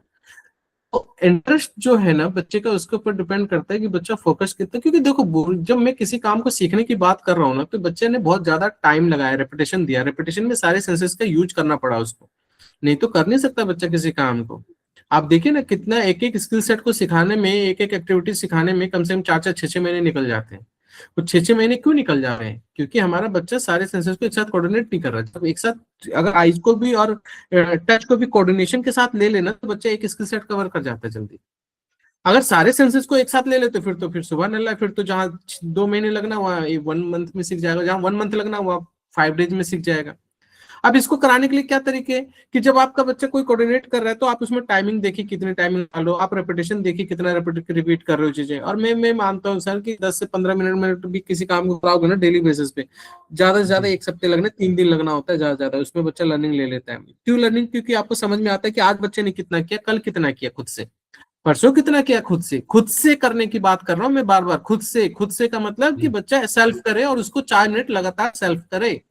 बच्चा 1 मिनट का टेंशन पावर इंक्रीज करना चाह रहे हो तो 1 मिनट का सेल्फ इंगेजमेंट होना चाहिए। 1 मिनट का आज है, कल 1.5 का कर दो, फिर कल नेक्स्ट फिर 1.2 का कर दो, फिर नेक्स्ट 2.5 का कर दो, फिर 2.5 के बाद 3 का कर दो, 3.5 का कर दो। ऐसे करके टाइमिंग इंक्रीज करनी पड़ती है हमें। तरीके यही है कि आपको ग्रेडिंग करनी पड़ेगी, आपको स्ट्रक्चर उठाना पड़ेगा कि फर्स्ट क्या था, सेकंड क्या था, थर्ड क्या था। अब इसके लिए प्लान कैसे करते हो वो प्लान बता देता हूं मैं। और किसी का कोई क्वेरी? सर एक क्वेश्चन था, जब 10 मिनट अटेंशन की बात कर रहे हैं सर, तो 10 मिनट मतलब कंटिन्यूअसली 10 मिनट बच्चा कोई भी काम इंडिपेंडेंट करे, right? That should be the target, right? Correct okay. ये लास्ट गोल है, 5 ईयर का अकॉर्डिंग गोल है, लेकिन जब भी किसी काम को कराओ बहुत शॉर्ट डिस्टेंस से लेके चलो, शॉर्ट स्टेप से लेके चलो। सर मतलब ओके जैसे आप सर। सपोज हर्डल वॉक हमने कुछ ऐसे जमीन पे तमाम तरह के, कभी चेयर पे चढ़ना है, कभी इधर से करना है, ऐसे करके कोई एक्टिविटी ऐसे बनाई मतलब, और वो अगर वो बिना हमारे प्रॉम्प्ट के कर रहा है, उसको मानेंगे क्या ये? हाँ ये भी एक्टिविटी है, ये अच्छा कर रहा है फिर बच्चा। मतलब वो अगर 4 मिनट तक कर रहा है बिना प्रॉम्प्ट के, तो ये भी एक हाँ तो वो बहुत अच्छी एक्टिविटी, यानी कि बच्चा उसको काम को समझ रहा है और उसमें फिर करता भी। बच्चा किसी काम को बोलोगे ना लेकर जाओ तो लेके चला जाएगा, बोलोगे लेकर यहाँ तो से यहाँ लेकिन से यहाँ से जाओ। ये तो जैसे उसकी इंटरेस्ट की चीज हो गई, जैसे ये हर्डल हाँ वाला अगर क्योंकि उसको तो सर इतना मिनट आपने अलर्टनेस के साथ करवा दिया ना आपने। जी। हम्म। तो मैं ये कहता हूँ कि जैसे इंटरेस्ट कैसे बनता है वो समझ में आ रहा होगा, बोरियत कब फील करता है बच्चा वो समझ में आ रहा होगा आपको। और काफी थोड़ा सा हैवी हो जाता है, नहीं मेरे को लगता है कई बार बहुत ज्यादा सर दिमाग से ऊपर हो जाता है कि लगता है यार कितना चीज बता दे, फिर से सुनना पड़ेगा फिर से मुझे देखना पड़ेगा, फिर से मुझे करना पड़ेगा सर सारा टेंशन गुण हो गोबर हो जाता है जाता कि इतना जान लिया, उतना डालेंगे कैसे, ये टेंशन होता है सर। है मैं तो इसलिए तो मेरे को इसलिए मैंने सोचा कि चलो ठीक हुआ कि मैं बीमार पड़ गया, नहीं तो ये सेंसरी ओवरलोड हो जाता, नहीं तो वो जितना फटाफट हो रहा है ना चीजें, वो मुझे लग ही रहा था सेंसरी ओवरलोड होने वाला है। तो मुझे लगा नहीं आपसे ठीक है मैं थोड़ा आपसे बात करने के बाद तो मुझे खुद ब्रेन जिम की जरूरत पड़ती है और वर्किंग मेमोरी। सा बच्चे को क्या दूं, मुझे खुद ही जरूरत पड़ने लग जाती है। नहीं और देखो जब मैं भी काम करता हूँ तो मेरे अंदर भी फ्रस्ट्रेशन आता है, ऐसी बात नहीं है, मैं भी इतनी सारी चीजें एक साथ नहीं सोच पाता, लेकिन फिर भी है ना मैं कई बार ऐसा फील करता हूँ कि मैं किसी बच्चे के बारे में सोच रहा हूँ या मैं किसी बच्चे से के साथ मैंने काम किया, मेरे पास बच्चा आ रहा है तो मैं सोचते रहता हूँ 24 घंटे कि यार इसके साथ क्या करना है, इसके साथ क्या करूँ, मैं इसके साथ कैसे करूँ, क्योंकि मैं ये मानता हूँ कि अगर आपके लाइफ में टेंशन एंजाइटी स्ट्रेस है ना तो आप बच्चे को रिकवर नहीं कर सकते, ना ही बच्चे पे इतना फोकस कर सकते हैं, क्योंकि आपको बच्चे के जीवन को बदलना है और लाइफ को चेंज करने के लिए आपका लाइफ अच्छा होना बहुत जरूरी है। मैं इसलिए बार बार कहता हूँ कि पेरेंट की साइकोलॉजी अच्छी होनी बहुत जरूरी है, अदरवाइज वो बड़ा इशू बन जाएगा आगे जाके, सर एक क्योंकि क्वेश्चन बच्चे का है, एक। हाँ हाँ बताइए। सर आप कॉलेज टॉपर है? नहीं नहीं टॉपर नहीं था मैं फिसड्डी था, जिसे बोलते बैक बेंचर था मैं ना इतना इतना मैं नॉलेज आपको सर। बताऊं, मैं जब ओटी में गया ना हम लोगों को ओटी पता नहीं होती थी क्या होता है, लेकिन जब मैं ओटी में गया और ओटी का मैंने समझने की कोशिश की तो कंचन मैम ने मेरी बड़ी हेल्प की थोड़ी सी, उन्होंने मुझे कुछ मेथड दिया था पढ़ने के कंचन मैम तो वो तो हीरो है सर, वो तो कैमरे के पीछे वाली हीरो है कंचन मैम। लिए तो उन्होंने मुझे कुछ पढ़ने के लिए दिया और मैं वहां से पढ़ना स्टार्ट किया और पढ़ते फिर मेरे को समझ में आने लगी कि चीजें है क्या, तो वहां से मुझे बोलते कनेक्शन बना फिर प्रदीप सर, मैं बोलती हूँ नहीं पीछे तो कंचन मैम है। बिल्कुल बिल्कुल बिल्कुल। तो उन्होंने थोड़ा सा आइडिया दिया और उन्होंने फिर थोड़ा सा लर्निंग दिया कि है एक्चुअली में क्या होता है, वहां से पता लगा, फिर मेरे धीरे धीरे करके पता लगा कि हाँ, फिर मैंने फिर अपने कॉलेज को थोड़ा सा ड्रॉप आउट किया, मैंने 1 साल ड्रॉप का मतलब कि मैंने कॉलेज के अकॉर्डिंग नहीं पढ़ा, फिर मेरे को लगा कि नहीं मैं जो मार्केट में करना है मुझे वो मैं पढ़ूंगा, मैं बच्चे के अकॉर्डिंग स्टडी करूंगा, मैं जो पढ़ा रही मैडम उसके अकॉर्डिंग तो स्टडी नहीं करूंगा। तो फिर मैं धीरे धीरे करके मुझे पता लगा नहीं यार काम करने का तरीका क्या होना चाहिए, कैसे होना चाहिए, और मैंने बहुत बच्चे के साथ जब काम किया ना फिर मैं सोचना लगा कि हाँ मैं सही में बता रहा हूँ, आप तो फिर भी आपके पास एक बच्चा है, मैं पूरे दिन सोचता था कि यार इस बच्चे के साथ क्या नया करूँ क्या नया करूँ क्या नया करूँ, और मैं ये फील कि जिस बच्चे को पेंसिल भी नहीं उठाने आता ना उस बच्चे को पेंसिल उठाना सिखाया कैसे। एक बच्चा होता था हमारे पास, वो ऐसे उठाता था, ये यहाँ से पकड़ लेता, ये सॉरी यहाँ से पकड़, मैं जब भी बोलता है वो यहाँ से पकड़ ले, आप सोचिए कि मुझे यहाँ से उठाना है, अब मैं सोच में पड़ गई कि मैं कैसे उठवाऊं, तो ये सब चीजें सोचते सोचते ना फिर एनालिसिस बढ़ जाता है। तो मैं ये कहता हूँ जब भी आप अपने बच्चे के साथ काम करो ना फिक्स होकर काम करो, सोचो कि मैं कैसे उसके स्टेप को सॉर्ट करूँ, और जब ये सोचने लग जाओगे ना मैम बच्चा बहुत जल्दी सीखता है, जैसे अभी सहला मैम ने बोला ना मैंने सारी चीजें अचीव की आपकी और शॉर्ट स्टेप से स्टार्ट करते हैं, तभी इनके बच्चे में रिजल्ट मिला इनको कि हाँ उन्होंने सोचा कि सबसे शॉर्ट स्टार्ट कैसे करूँ, मैं हायर लेवल पे कैसे जाऊँ। तो इसलिए और मेरे पास अभी बहुत सारे कॉन्टेक्ट आ भी रहे, वो बोलते हैं कि सर 2-2 घंटे का वीडियो देख रहे हैं हम आपके से सुन रहे, तो मेरे एक तो मैं माजी गाजीपुर का कॉन्टेक्ट आया, बहुत गरीब थे वो, उन्होंने पता है कि एक तो साबूदाना होता है ना, साबूदाना से वो उन्होंने चक्की बनाई, उन्होंने मतलब खाने वाली चक्की होती है जो गाँव बनाते हैं, उन्होंने कलर किया, कलर करने के बाद उसको मैचिंग कराया उससे, तो मेरे को बड़ा अच्छा लगा, मैं देखा असेसमेंट कर रहा था उनका, तो मुझे लगा कि मैम ये क्या कर कैसे कराया, तो बोले मेरे पास कुछ है नहीं कराने के लिए, तो मेरे पास टॉय नहीं है खरीदने के लिए, तो मैंने इसी से कराया। उन्होंने बॉल बनाया रस्सी में बांध बांध के और गया, कुछ फट्टा सा लिया और उसको बैट बॉल खेलना सिखाया। सोच रहे, मैं गाजीपुर का बच्चा था, मैं कनेक्ट करूंगा उनको क्योंकि आज ही हमारा मीटिंग हुआ था उनसे।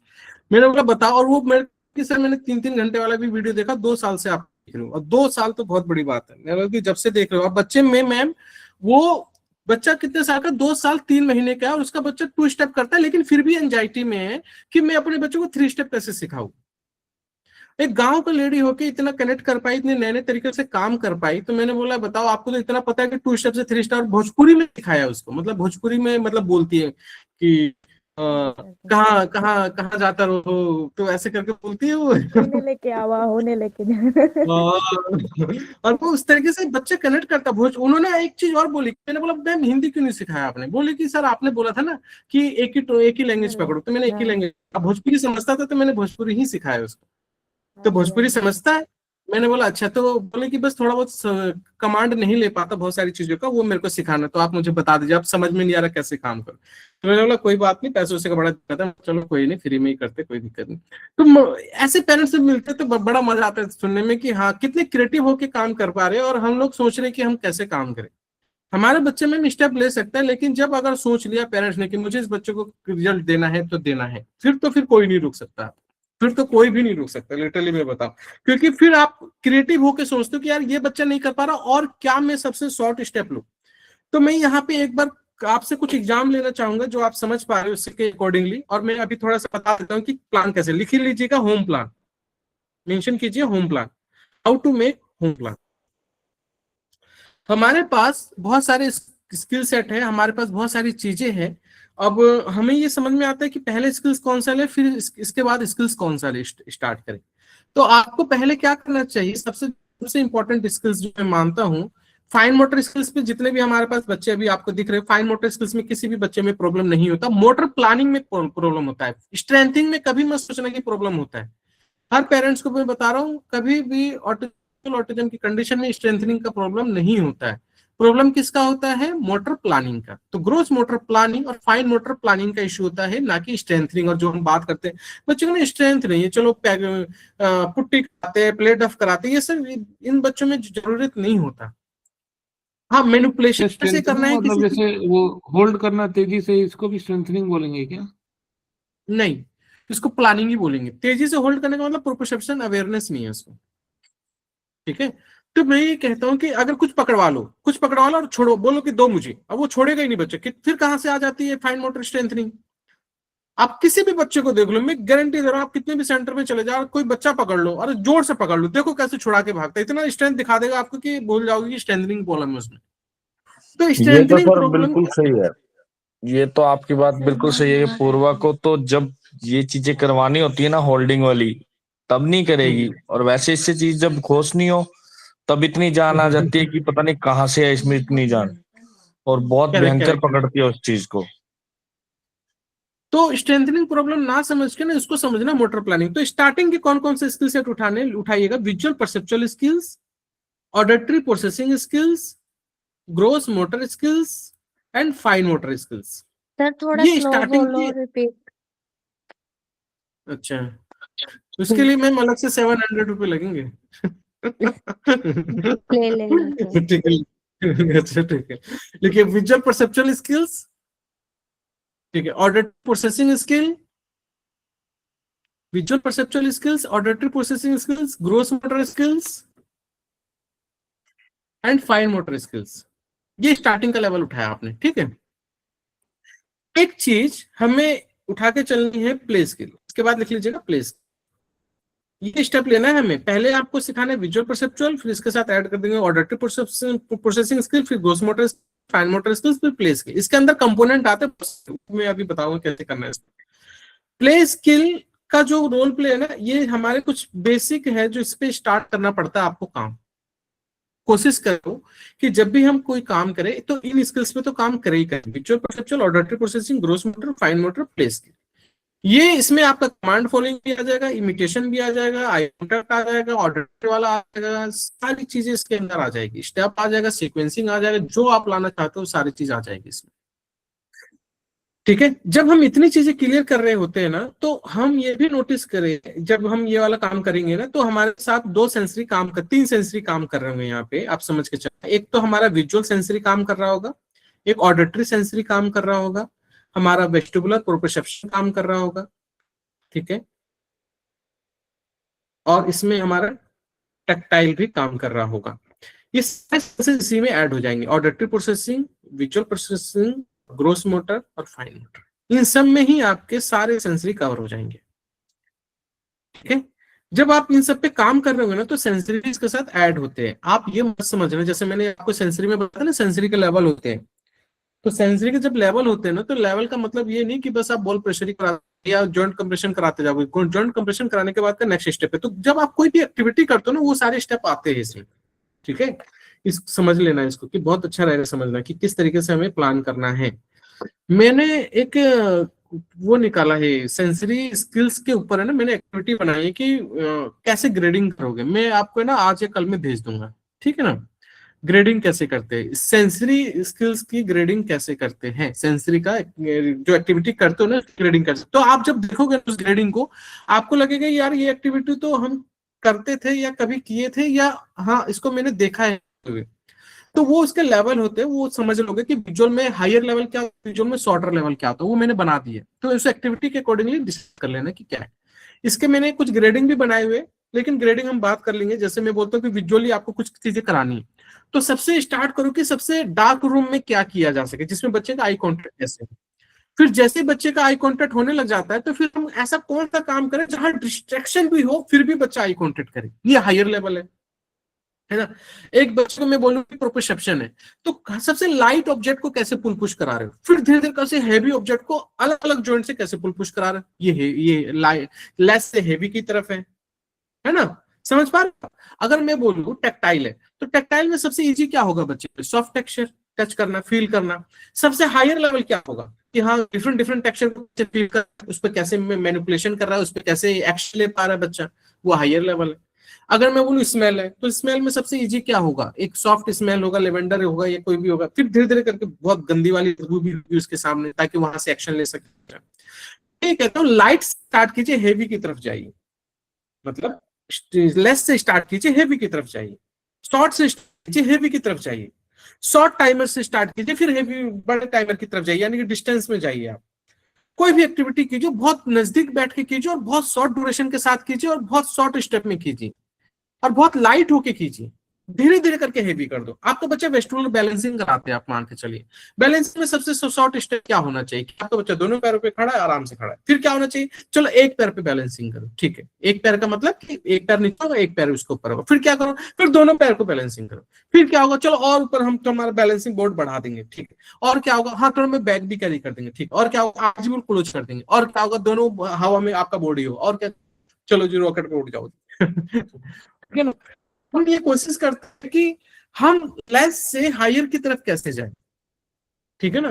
तो मैं ये कहता हूं कि आप शॉर्ट से स्टार्ट करो और हायर की तरफ जाओ, और यही तरीका है। कोई भी कंपोनेंट पकड़ो, उसका सबसे शॉर्ट स्टेप क्या हो सकता है। देखो शॉर्ट स्टेप कैसे समझते हैं, शॉर्ट स्टेप मल्टी सेंसरी के लेवल पे समझते हैं। लिख लीजिएगा, short step will be on multi sensory, और मल्टी सेंसरी लिखिएगा यहाँ। अब मल्टी सेंसरी का मतलब क्या कि हमारे बच्चे के साथ है ना इश्यू, सेंसरी का इश्यू हो जाता है। तो मैं ये पहले कोशिश करता हूँ कि पहले देखे तो सही, पहले बच्चा कम से कम आई कॉन्टेक्ट तो करे। पहले आई कॉन्टेक्ट ले लेता हूँ कि पहले कोई भी काम कराऊंगा आई कॉन्टेक्ट जिसमें बढ़ सके वो वाला काम करूंगा, यानी कि जिसमें बच्चा फोकस हो जाए। तो मैं क्या करता हूँ, अगर पहले को बैलेंसिंग भी करा रहा हूँ ना, तो मैं पहले फोकस कराता हूँ, तुम नीचे देखो कि नीचे किस पे खड़े हो रहे हो। तो मैं क्या करता हूँ, नीचे जो बोर्ड होता है ना, या मैं बोर्ड लगा रखा हूँ या कोई टेबल लगा रखा हूँ, ऐसे लगा रखा हूँ बैलेंसिंग करने के लिए, उसको पहले वहां पे पहले मैं एक्टिविटी करा। जैसे बॉल लिया और बॉल मैंने एक पैर रखवा दिया बच्चे का। अब ज्यादा इशू होगा कि मैं कैसे बैलेंस करूं, तो मैं बॉल को दिखाऊंगा उसको कि बॉल देखो। तो मैं वहां पे ना स्टिकर का यूज करूंगा, यहाँ पे कलर का यूज करूंगा मैं, या कोई रिबन का यूज करूंगा, कोई भी कलरफुल आइटम का यूज करूंगा जिसमें बच्चे का आई कॉन्टेक्ट तुरंत खींचे। उसमें पहला बोले कम से कम देखे तो सही, फर्स्ट स्टेप पे देखे, सेकंड स्टेप पे उसको टच करे। तो टच करना नहीं पसंद करा तो मैं हैंड टू हैंड थोड़ा सपोर्ट करूंगा टच करने के लिए, कि टच तो फील करे वहां पे, टच को तो नोटिस करे। सेकंड थर्ड, फिर जब बच्चा करने लग जाएगा तो फिर मैं उसको बॉडी को मैनेज कराऊंगा कि तुम बॉडी को मैनेज करो, थोड़ा वेट लगा दूंगा, लाइट वेट लगा दूंगा, 2 kg का या 1 kg का लगा दूंगा, जिसमें बच्चा काम को मैनेज करे, अपनी बॉडी को मैनेज करे। अब सोचिए कि मैं कमांड फॉलोइंग करा रहा हूं। अब मैं कमांड में मैंने क्या बोला था आपको कि मैं सबसे वन स्टेप लूंगा, पहले वन वर्ड लूंगा कमांड के लिए, फिर मैं क्या करूंगा सबसे छोटे डिस्टेंस से लूंगा कि मैं बहुत पास में बोलूंगा, उसको पास में ऑब्जेक्ट होगा, और मैं कोशिश करूंगा मैं उसे टाइम दूंगा आराम से कि बेटा तुम्हारे बहुत टाइम है, फिर धीरे धीरे टाइम को लेस कर दूंगा। मैंने बहुत टाइम दिया, समझ पा रहे, लिख लेना, इसको मेंशन करोगे तो याद रहेगा कि कमांड फॉलोइंग ले रहा हूँ किसी बच्चे का, तो मैं क्या करूंगा पहले वन वर्ड से स्टार्ट करूंगा, वन वर्ड से मैं क्या करूंगा फिर मैं इसको बहुत शॉर्ट डिस्टेंस से लूंगा, उस शॉर्ट डिस्टेंस से भी क्या करूंगा मैं उसके पास में सामान रखूंगा, उसके पास में भी सामान रखने के बाद क्या करूंगा कि मैं उसको टाइमर ज्यादा दे दूंगा, और जब मैं ये ग्रेडिंग कर रहा हूँ ना फिर इस ग्रेडिंग को धीरे धीरे करके इंक्रीज कर दूंगा मैं, और सबसे छोटा नहीं कर पा रहा हूँ तो हैंड टू हैंड सपोर्ट करके काम करवा लूंगा उससे मैं। उसको सुनना नहीं है, उसको जैसे इधर उधर फोकस कर रहा है तो ऐसा ऑब्जेक्ट लूंगा जिसमें इंटरेस्ट बने, उससे एक्शन परफॉर्म करवा लूंगा। ठीक है, तो मैं ये कोशिश करता हूं कि बहुत इजी क्या हो सके बच्चे के लिए टास्क करना, तो बच्चे के लिए इजी वही टास्क होता है जिसमें वेट ना हो, जिसमें चार चीजों की तरफ ध्यान ना देना पड़े, जिसमें मेरे को ज्यादा सामान को मैनेज ना करना पड़े, ये चीजें बच्चे के लिए इजी होती है। ठीक है, तो ये सारी चीजें हैं कि हम पहले ये वाले स्किल सेट पकड़े, इसके बाद हायर स्किल्स के बारे में बात कर रहा हूँ। तो हम प्लान कैसे बनाना है, आपको कोशिश करना है कि जो भी मैंने स्किल सेट बताया ना उसमें आप 3 कंपोनेंट उठाइए बस, जिसमें आप 15-15 मिनट देंगे, हर स्किल्स में 15-15 मिनट देंगे। जैसे मान के चलिए आपने कोई भी स्किल सेट पकड़ा, मान के चलिए ऑडिटरी, विजुअल और ग्रॉस मोटर पकड़ा और फाइन मोटर, तो अगर आप सारे स्किल्स पे काम करना चाहते हैं तो इसके 1-1 एक्टिविटी उठा लीजिए, सब में से 1-1 एक्टिविटी बस। आप कैसे सर्च करेंगे, जैसे मैंने बोला ना कि आप सर्च करेंगे व्हाट आर द कंपोनेंट, या आप कंपोनेंट सर्च करेंगे, कंपोनेंट के बाद आपको पता लग गया कि इसमें बॉडी अवेयरनेस होता है कुछ ग्रोस मोटर में, तो what are the activity according to what are the activity of body awareness according to age 2 या 3 या 4 या 5, ऐसे करके मेंशन कर लो बॉडी अवेयरनेस के ऊपर, और आपके सामने 4 एक्टिविटी निकल के आ रही है, तो उसमें से कोई एक एक्टिविटी उठा लो, देख लो कि बच्चे के लिए क्या इजी हो सकता है स्टार्टिंग लेवल पे, वो उसमें कोई एक्टिविटी एक उठा के उस पर काम करना स्टार्ट कर दो। ठीक है, तो आपको क्या करना है, हर स्किल्स में से ना एक एक एक्टिविटी उठा लो बस, जरूरी नहीं कि आप जैसे विजुअल परसेप्चुअल है, आप इसमें मैचिंग भी देखते हैं, ग्रोस मोटर भी देखते हैं, और सिर्फ विजुअल परसेप्चुअल में मान के चलिए मैचिंग देख रहे हैं, डिस्क्रिमिनेशन देख रहे हैं, फॉर्म कॉन्टेंसी, फिगर ग्राउंड, सीक्वेंसिंग, ये सब देखते हैं आप, है ना। तो मैं ये कहता हूं कि विजुअल परसेप्चुअल स्किल्स पकड़ो और उसमें क्या करो, आप एक कंपोनेंट पकड़ो, जैसे आपने पकड़ा डिस्क्रिमिनेशन, तो डिस्क्रिमिनेशन का चलिए आपके पास 3 डेज है ना, 3 डेज के हिसाब से लेके चलो प्लान, 3 डेज, 7 डेज, 14 डेज और 21 डेज, ऐसे प्लान लेकर चलना होगा आपको। 3 डेज, 7 डेज, 14 डेज और 21 डेज। अब आपने क्या किया, 3 डेज के अकॉर्डिंगली आपने एक प्लान बनाया जिसमें आपने हर स्किल्स का एक एक कंपोनेंट का एक एक एक्टिविटी पकड़ लिया। आपने पकड़ लिया विजुअल परसेप्चुअल स्किल्स का डिस्क्रिमिनेशन, ऑडिटरी परसेप्चुअल स्किल्स का auditory tracking, gross motor skills का मिड लाइन क्रॉसिंग, कुछ भी पकड़ लो, कोई सी भी एक्टिविटी पकड़ लो, ठीक है ना, कोई दिक्कत नहीं कि हाँ क्या है क्या नहीं, उसमें आपको समझ में आ जाएगी। जब आप लेवल छोटा करोगे तो खुद ही चीजें चेंज हो जाएगी। फाइन मोटर स्किल्स में प्रीहेंशन या पैड टू पैड प्रीहेंशन या पैड प्रीहेंशन, कोई भी प्रीहेंशन पकड़ लेना। प्ले स्किल में पकड़ लो प्ले या प्रिटेंड प्ले या ऑन लुक या सॉलिटरी प्ले पकड़ लो, कोई एक्टिविटी देख लेना। अब आपने देख लिया कि इसमें से मैंने एक एक कंपोनेंट उठा लिया है, अब इसको आपको क्या करना है, 3 डेज प्रैक्टिस करना है। क्या करना है, 3 डेज प्रैक्टिस करना है उस एक्टिविटी को शॉर्ट लेवल के साथ, और लगातार अगर आपका बच्चा 3 डेज में सीख जाता है तो ठीक है, नहीं सीख जाता है थोड़ा आगे बढ़ा देंगे, 4 डेज 5 डेज लास्ट करेंगे, 5 डेज लास्ट करना है। अब आपने 3 डेज के बाद आपने उस एक्टिविटी को छोड़ दिया वहीं पर, ठीक है, तुरंत छोड़ देंगे, कोई जरूरत नहीं है कि तुरंत परफेक्शन आने की जरूरत नहीं। 3 डेज के बाद आपको क्या करना है, जब आपका 4 डेज हो या 5 डेज होने वाला हो ना, या 4 डेज के अकॉर्डिंग, फिर 4 डेज के दूसरा प्लान पकड़ लीजिए, दूसरे स्किल सेट को उठा लीजिए। ठीक है, 5 डेज में आपको क्या करना है, दूसरे स्किल सेट को उठा लेना, या स्किल सेट का मतलब कि स्किल सेट में कंपोनेंट को उठा लीजिए, नए कंपोनेंट। जैसे विजुअल में आपने उठा लिया, फिर पहले डिस्क्रिमिनेशन उठाया था, आप मान के चलिए फिगर ग्राउंड उठा लिया, मैचिंग उठा लिया, कुछ भी उठा लिया कि कैसे स्टेप लेते हैं, कौन कौन से स्टेप होते हैं उसमें समझ लेना। तो मैचिंग उठा लिया या फिगर ग्राउंड उठा लिया। जब आपका 5 डेज होगा ना तो सब में एक एक अलग अलग चेंजेस कर देंगे। जब आपने चेंजेस कर दिया तो इसमें आपको पता लग गया कि ये मेरे को एक्टिविटी, फिर उसको फिर से 3 डेज लेके चलो। जब आप एक प्लान को 3 डेज और दूसरे प्लान को 3 डेज ले चुके होंगे तो जो 3 डेज के यानी 6 डेज के बाद, 7 डेज के बाद है ना, आप 3 डेज वाला प्लान फिर से रीयूज करना है। ठीक है, क्या करना है? रीयूज करना है, यानी कि फिर से उस काम को करवाना है। फिर आपने क्या किया, जो आप 3 डेज प्रैक्टिस कर रहे थे उसको 3 डेज प्रैक्टिस नहीं करेंगे, उसको 2 डेज प्रैक्टिस करेंगे, बस इससे ज्यादा नहीं करेंगे।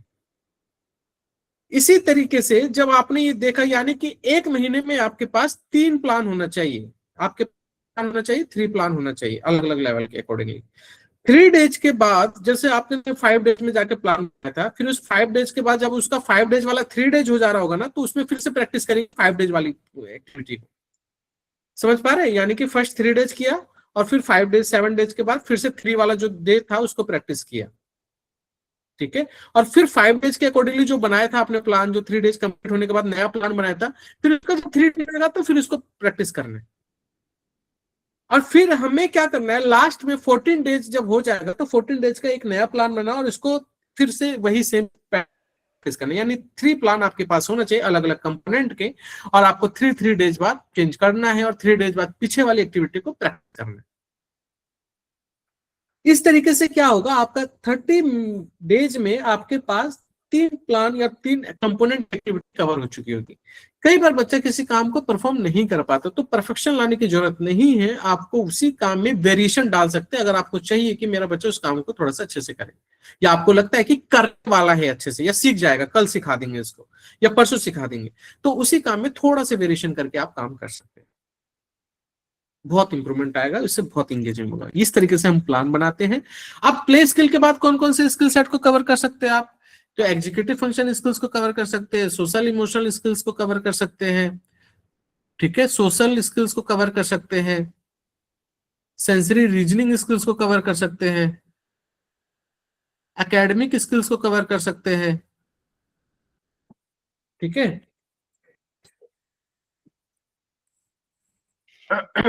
ऐसे बहुत सारे जो भी हायर स्किल्स होते हैं उन पे काम कर सकते हैं आप। ठीक है,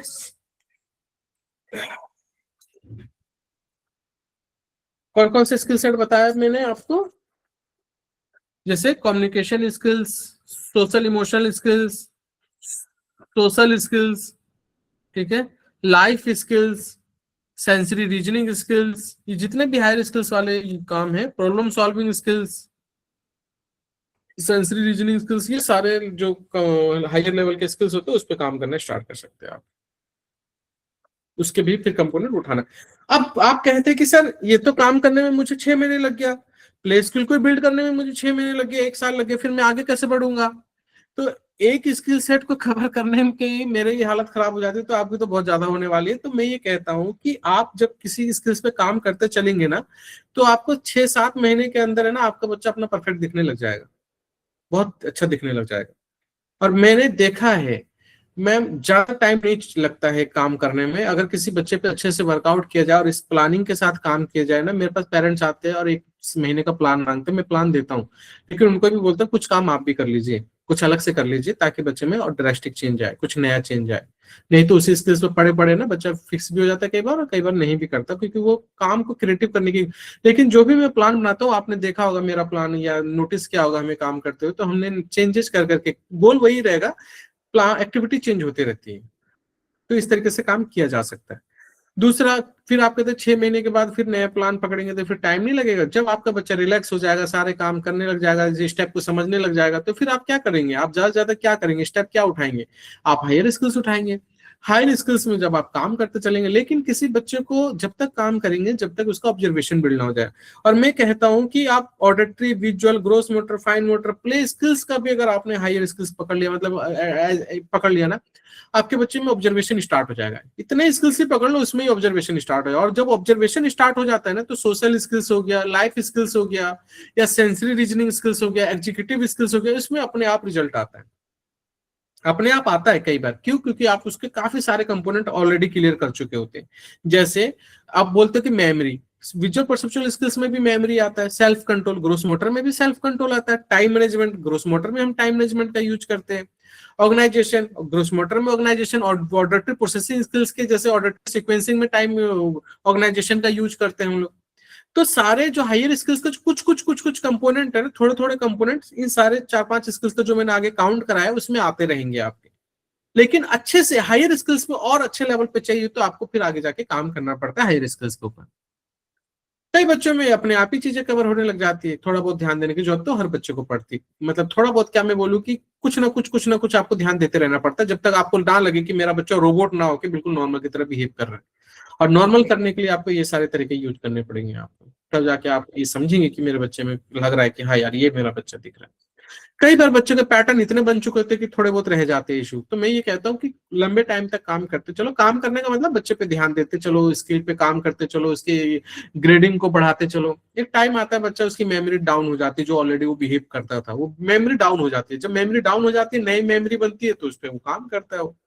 लेकिन कई बार बहुत चैलेंज आते हैं, लंबा टाइम लग जाता है कई बार। मतलब कि जो छोटे छोटे, जैसे मैं बोलूँ कि बच्चा ना, एक बच्चा बहुत अच्छा है लेकिन वो बीच में आता है ऐसे देखता है फिर रिएक्ट करता है, तो यानी ये देखना भी है ना एक एबनॉर्मलिटी की तरह लगता है। ये एक बच्चा आता है आपको ऐसे देखता है फिर ऐसे देखने लग जाता है, फिर ये भी एक नॉर्मल लगता है।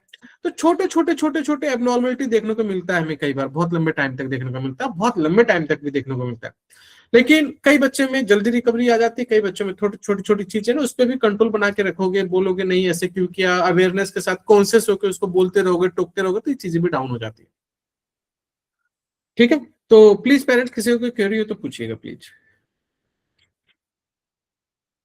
किसी का सर कोई ये क्वेरी? जो आपने सर ये जैसे एक्टिविटीज बताई हैं सर, जैसे ये तो आपने बताया कि जब आप शुरुआत से स्टार्ट कर रहे हैं सर, अभी हम लोग ऑलरेडी कुछ समय से एक्टिविटी अपनी करा रहे हैं, तो अभी सर हम जो अभी आपने 4 स्टेप्स बताए, तो पहले इनिशियल एक्टिविटीज को लेके, फिर स्टेप नंबर 2 में हर एक्टिविटी पिक करके 3, 5, 7 डेज का प्लान करके एक बार को थोड़े इम्प्रूव, तब स्टेप 3 सर अब हमारा बच्चा जिस लेवल पे, तो फिर assessment कि हम इनमें से कहाँ पे, क्योंकि हम तो बीच में कहीं पे होंगे हम, तो सर बीच में कहाँ कहीं पे होंगे कौन वो से। तो मुझे एक बार आपके बच्चे के स्किल सेट को नोटिस करना पड़ेगा कि आपका बच्चा कहाँ पे। मैंने आपको यही कहा है कि आप अपने बच्चे के 3 ईयर के अकॉर्डिंग काम करवा सक रहे हो या 4 ईयर के अकॉर्डिंग, वो आपको डिसाइड कर लेना है। नहीं कर पा रहे तो ओके मेरे साथ जुड़े रहिए, मैं आपको बताता रहूंगी कैसे काम स्टार्ट करना है। लेकिन मैं ये कह रहा हूँ कि आप जब भी काम करो ना, स्टेप को नोटिस करो कि कोई भी काम कर रहे हो बच्चे के आगे बढ़ रहे हो कि नहीं बढ़ रहे हो। आज आपका बच्चा 3 स्टेप है तो 4 स्टेप वाला प्लान उठाइए। जरूरी है जो मैंने बोला कि आप स्टार्टिंग से लीजिए, नहीं, मैं स्टार्टिंग से लेने की बात नहीं कर रहा हूँ, मैं स्किल सेट उठाना कैसे वो बात कर रहा हूँ। ठीक है, लेकिन आप अपने बच्चे के 3 ईयर के अकॉर्डिंग अगर कोई प्लान कर रहे हैं या लग रहा है कि आपका बच्चा 3 ईयर मेंटल एज के अकॉर्डिंग चल रहा है विजुअल परसेप्चुअल स्किल्स में, तो 3 ईयर के अकॉर्डिंग फिर आप आगे की काम उठाइए, फिर उसके अकॉर्डिंग प्लान कीजिए।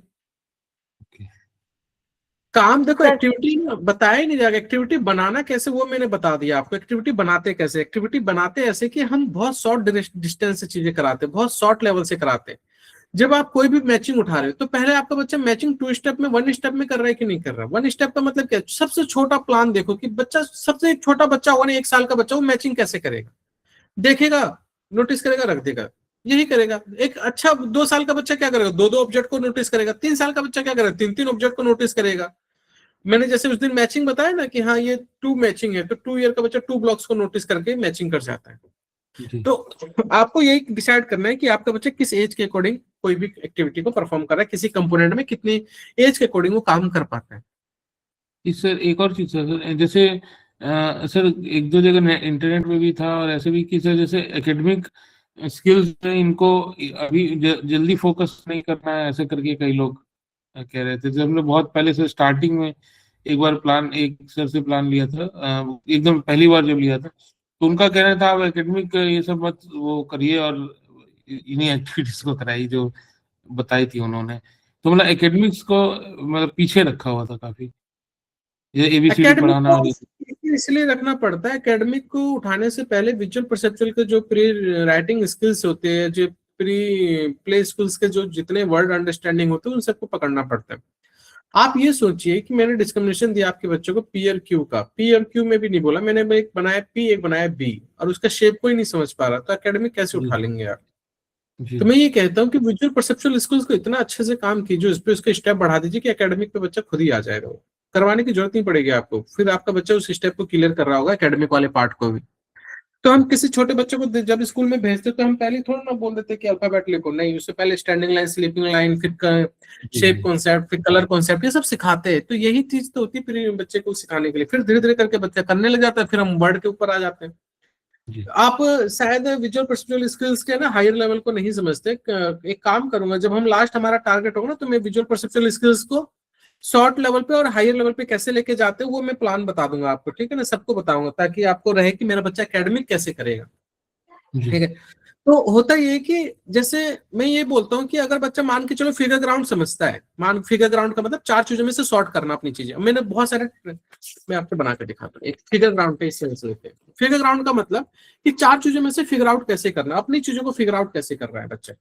तो हम क्या करते हैं ऑब्जेक्ट लेवल पे, तो ये करेंगे जैसे एक्टिविटी लेवल पे कि 4 आइटम रखा बैग में, 10 आइटम रखा और उसमें से एक एक आइटम मांग रहा हूँ, चलो इरेजर दो, बच्चा इरेजर फील कर रहा है, दे दिया। अच्छा चलो पेंसिल दो, 10 चीजों में से पेंसिल निकाल कर दे दिया।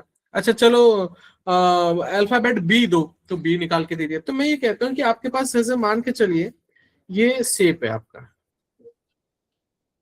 ये देख पा रहे हैं आप लोग? जी सर। ठीक है। Yes sir. अब इसमें मैंने क्या किया, इसमें ट्रायंगल बना दिया। अब इसमें ट्रायंगल बना दिया, आपको कितना ट्रायंगल दिख रहा है, काउंट कर सकते हो? जी सर। कितने ट्रायंगल बताइए? 5 सर। 5 है। अब मैं क्या करूंगा, इसमें मैंने बना दिया स्क्वायर। इसमें कितने स्क्वायर है? डिफिकल्ट है है ना? अब क्या होगा ना, मैं बच्चों को बोलूंगा बेटा स्क्वायर देखे किसमें कितना है, या मैं बोलूंगा पहले ट्रायंगल बोलता, पहले अगर बच्चा थोड़ा इजी होता तो मैं पहले ट्रायंगल में कलर करा देता, या मैं नंबर लिखवा देता, या जो भी करा देता। अब मान के चलो मुझे इसी एक्टिविटी को, फिगर ग्राउंड वाली एक्टिविटी को मैंने पहले बैग वाले से करा लिया कि आइडेंटिफिकेशन है कि नहीं उसको, पहले ट्रायंगल बोलूंगा तो ट्रायंगल वर्ड भी तो समझे ना बच्चा, जी। तो ट्रायंगल वर्ड की अंडरस्टैंडिंग दूंगा पहले में। फिर क्या करूंगा, जब ये बच्चे को आ जाएगा ना करने, फिर मैं क्या करूंगा, नंबर के साथ दूंगा। बताइए इसमें 9 है क्या? 9 है? नहीं सर। नहीं है सर। क्या क्या दिख रहा है आपको? 2 2 3 3 2 1 3 4 5 5 हाँ। 4 2 3 4 5, यानी कि बच्चे को 4 9 5 अब मैं बच्चों को पता है क्या बोलता, मैं बोलता बच्चे 4 पे ट्रेसिंग करो। अगर ये 4 पे ट्रेसिंग कर जाता हूँ तो मैं समझ जाता हूँ उसको 4 की आइडेंटिफिकेशन है। लेकिन इससे ओके। पहले मैं क्या करूंगा, पहले मैं मैचिंग कराऊंगा। जो फर्स्ट लेवल है विजुअल परसेप्चुअल का, फर्स्ट लेवल क्या, आई कॉन्टैक्ट। तो आई कॉन्टैक्ट में क्या करूंगा, पहले बहुत सारा 4 लिखवाऊंगा और मैं बस बोलूंगा सर्कल करो, इसको सर्कल करता चलेगा, आई कॉन्टैक्ट 4 पे देगा पहले। सेकंड स्टेप में मैचिंग कराऊंगा, 4 4 5 6 लिखूंगा और इधर लिखूंगा 6 5 4। अब मैं बोलूंगा मैचिंग करो बेटा इसको, ये वाला देखो, देख पा रहे हैं आप? ये जी। पहले मैं तो 4 पे आई कांटेक्ट करवा लिया, सर्कल करा के क्रॉस करा के, फिर इसको मैं मैचिंग दे दिया, 4 से 4 मैचिंग करो। फिर भी बच्चा 4 नहीं समझता तो मैं क्या करता, मैं इसको ट्रेसिंग बताता, बेटा इसका शेप कैसे बना। तो मैं पहले हाफ सर्कल हाफ बनाता, फिर ये बनाता, ये 2 पॉइंटर बनाते, देख पा रहे हैं आप? ये 4 जी। बनाने के लिए ये पॉइंटर बनाता।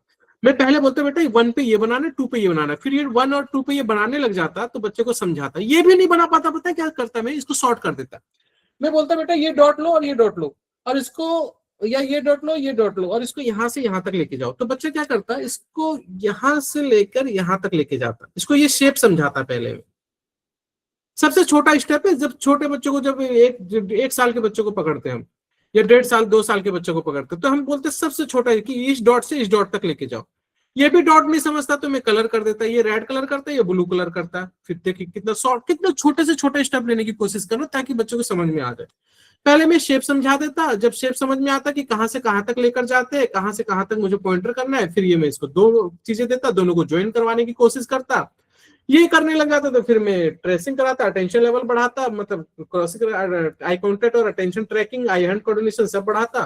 फिर मैं मैचिंग कराता, फिर मैं डिस्क्रिमिनेशन कराता, 1 4 ऐसे देता। देखो मैं बताता हूँ डिस्क्रिमिनेशन में क्या करता मैं ये सिखाऊंगा, डोंट वरी आपको ये सब चीजें। जैसे मैं 4 बनाता और 1 4 ऐसे बनाता। अब इसमें देख पा रहे हैं, ये बच्चा डिफरेंशिएट कर जाए इसमें 4 को, जी। ये डिस्क्रिमिनेशन आ जाता तो फिर क्लोजर वाला काम करता। मैं इसको हाफ हाफ बनाता, जैसे ये मैंने 4 बनाया, ये 5 बनाया, ये 6 बनाया। अब मैं इसको क्लोजर की तरफ दे रहा हूँ, देखो जरा आप।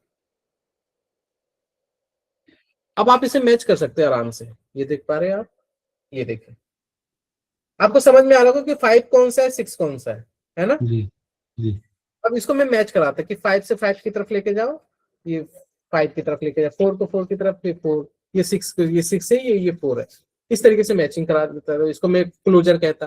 फिगर ग्राउंड जो मैंने अभी दिखाया आपको, वो फिगर ग्राउंड हो जाता है। सीक्वेंसिंग कराता कि 4 के बाद 5 लिखो, फिर मैं मेमोरी वाला गेम कराता कि 5 में 2 बॉक्स बनाता, एक में लिखता 3, एक में लिखता 4। अब मैं पूछता कि भाई कौन से बॉक्स में कौन सा था, वो मेमोरी करा देता। इसी तरीके से रीजनिंग कराता मैं कि हाँ बेटा 4 कब आएगा, 4 कब आना चाहिए, 44 में क्या आता था पहले, ये सब क्यों आया, क्योंकि 44 के बाद क्या आता है, ये सब मैं समझाता उसको। तब जाके बच्चा बच्चा बनता, तब जाके आपको लगता है कि हाँ मेरा बच्चा एकेडमिक पार्ट अचीव कर रहा है। हम पहले ABCD ये लेके बैठ जाते हैं ना, वो मेरे को लगता है गलत है। अब मेरा बच्चा, मान के चले मेरा बच्चा 4 साल का, मेरा बच्चा कोई चीज सीखता है ना, मैं सिखाता भी नहीं। मेरे को पता है मैं सबसे शॉर्ट स्टेप से स्टार्ट करूंगा, हायर लेवल पर तुरंत लेके जाऊंगा। मेरे को पता है कि मैं सबसे शॉर्ट स्टार्ट कैसे करूंगा, हायर लेवल का। तो मैं उसको ना क्रिएटिव करता हूँ अदर स्किल्स में कि तू बेटा घूम, खूब खेलो, खूब एंजॉय करो, लेकिन जब मैं पढ़ाऊंगा तो मैं सबसे शॉर्ट स्टेप दूंगा और उस स्टेप की भी प्रैक्टिस कराऊंगा। 2-3 दिन लगाऊंगा, 4 दिन लगाऊंगा, और उसके साथ हायर शॉर्ट स्टेप से लेके हायर स्किल्स पे आ जाऊंगा, वो बच्चा 2 दिन में सीख जाएगा।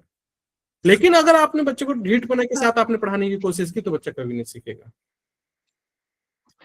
सर मैं कुछ भी नहीं सिखा रहे हैं सर, मेरे छोटे बच्चे के लिए 18 मंथ्स का जो भी है, नहीं मैंने नहीं, उसको 18 ऐसा मंथ में छोड़ क्या दिया सिखाओ, सर। 18 मंथ में तो आप मन का नहीं ऐसा कुछ नहीं है सर, पर जो 18 मंथ के हिसाब से चाहिए वो भी नहीं करवा रही हूँ सर। क्या नहीं। जरूरी है सर, क्या वो ऑब्जर्वर करके सीख हाँ, लेता जैसे है सर? प्ले का नए नए तरीके सिखाओ, डांस कराओ, कभी म्यूजिक करो, उसके साथ एंजॉय करो। जैसे 1.5 साल का बच्चा होता है ना, तो इसको एंजॉय करना होता है। हमें छोटे छोटे गेम करा लो, म्यूजिक पे सुना लो, गाने गवा लो, या थोड़ा सा रीड आउट करा लो तो, ठीक है सर, या डांस कर रहा है सर, ठीक हाँ है वो सर, बढ़िया, थैंक यू सर।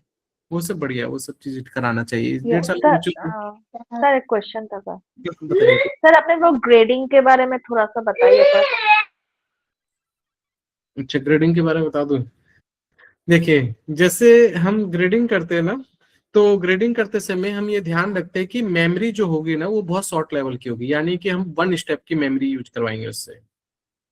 ठीक है। दूसरी बात, हम बहुत शॉर्ट डिस्टेंस में कराएंगे, यानी कि बच्चों को बहुत पास पास बैठा के कराएंगे, टेबल टॉप जिसे एक्टिविटी कहते हैं, टेबल टॉप की तरह कराएंगे, बिल्कुल पास में रखेंगे उसको, और पास से कमांड देंगे, पास से कोई भी इमिटेट कराएंगे, बहुत शॉर्ट और बहुत बारीक लेवल। जैसे मैं बोलता हूँ ग्रोस मोटर है, ग्रोस मोटर का पहले मतलब कि बड़े बड़े ग्रोस मोटर का यूज करते हैं, फिर हम फाइन मोटर मतलब फाइन लेवल का मूवमेंट, यानी कि ये रिस्ट मूवमेंट हो गया, एंकल मूवमेंट हो गया, नेक मूवमेंट, छोटे छोटे मूवमेंट होते हैं, इस मूवमेंट को लेके चलते हैं। फिर हम वो और छोटे मूवमेंट को लेके चलेंगे तो हम फिंगर मूवमेंट को लेके चलते हैं, और छोटे मूवमेंट को लेके चलेंगे तो हम बोलते हैं कि ओरल मोटर मूवमेंट जो होता है बहुत फाइन लेवल का मूवमेंट होता है, ये लेके चलते। तो मैं ये कहता हूँ कि ग्रेडिंग जो होती है ना, जैसे टाइम, आप इसे लिख लीजिए, मैं रिप्लाई देता हूँ आपको। जैसे आप क्या कीजिए,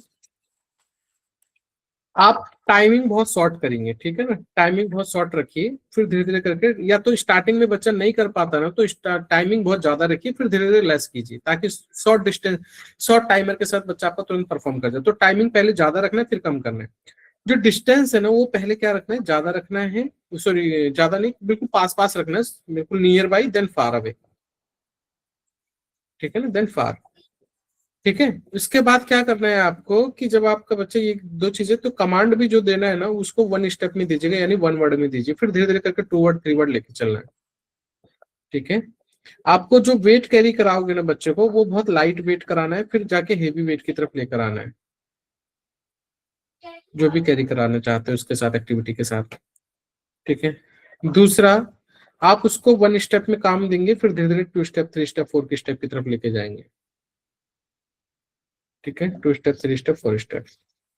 पहला जो सबसे इंपॉर्टेंट है, हैंड टू हैंड सपोर्ट देंगे, तो पूरा हाथ पकड़ेंगे, 100% हेल्प करेंगे, फिर धीरे धीरे करके 0 हेल्प की तरफ लेकर जाएंगे, यानी टच बहुत मिनिमम रखेंगे। टच पूरा स्टार्टिंग के टच बहुत रखेंगे, यानी कि हैंड पूरा पकड़ेंगे, धीरे धीरे लास्ट टच की तरफ लेकर जाएंगे। ठीक है।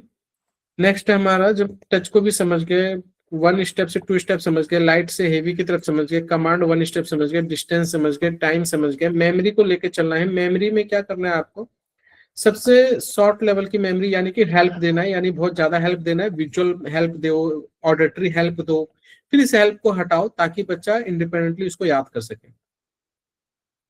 अब ये कैसे हटाते हैं, ऑडिटरी विजुअल, और कैसे, जैसे मान के चलिए आज आप कुछ दिखा के याद करवाना चाह रहे हो, मान के चलो कुछ बोला आपने, करके जाने के लिए बोलो, करे नहीं कर पा रहा तो उसके हैंड्स में रखिए, जो विजुअली देख के कनेक्ट कर पाए, फिर धीरे धीरे करके उसको कम कीजिए, यानी उसका रेपिटेशन कम दीजिए उसको, यानी कि उसको हाथ में कम रखिए जो आप उसको दिखाना चाहते हैं।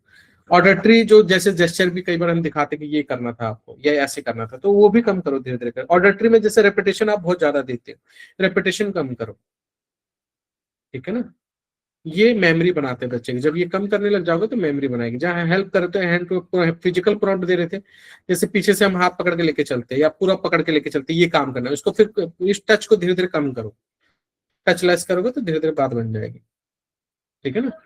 तो मैं ये कह रहा हूँ मेमोरी बनाने की कोशिश करो और कोशिश करो कि हेल्प जितना मिनिमम हो सके। ठीक है। सबसे इंपॉर्टेंट और फैक्टर है हमें समझने की जरूरत पड़ती है कि जैसे मान के चलो कि आप 1% के साथ कर रहे हो, धीरे धीरे करके क्या करो 2% लेके चलो, फिर 3% के साथ कराओ। ठीक है। ऐसे करके धीरे धीरे 1 2 3 4 ऐसे लेकर चलो। ऐसे फिर आप क्या कर सकते हैं, जैसे 1% 2% 3% लिया, इसी तरीके से आपको क्या करना है, जैसे मान के चलो कि एक रूम में कराओ, पहले 1 रूम में कोई भी एक्टिविटी, फिर आप 2 रूम का यूज करो, फिर 3 रूम का यूज करो। ऐसे नहीं कि एक ही हॉल में बार बार सेम पैटर्न में काम कराया जा रहा है।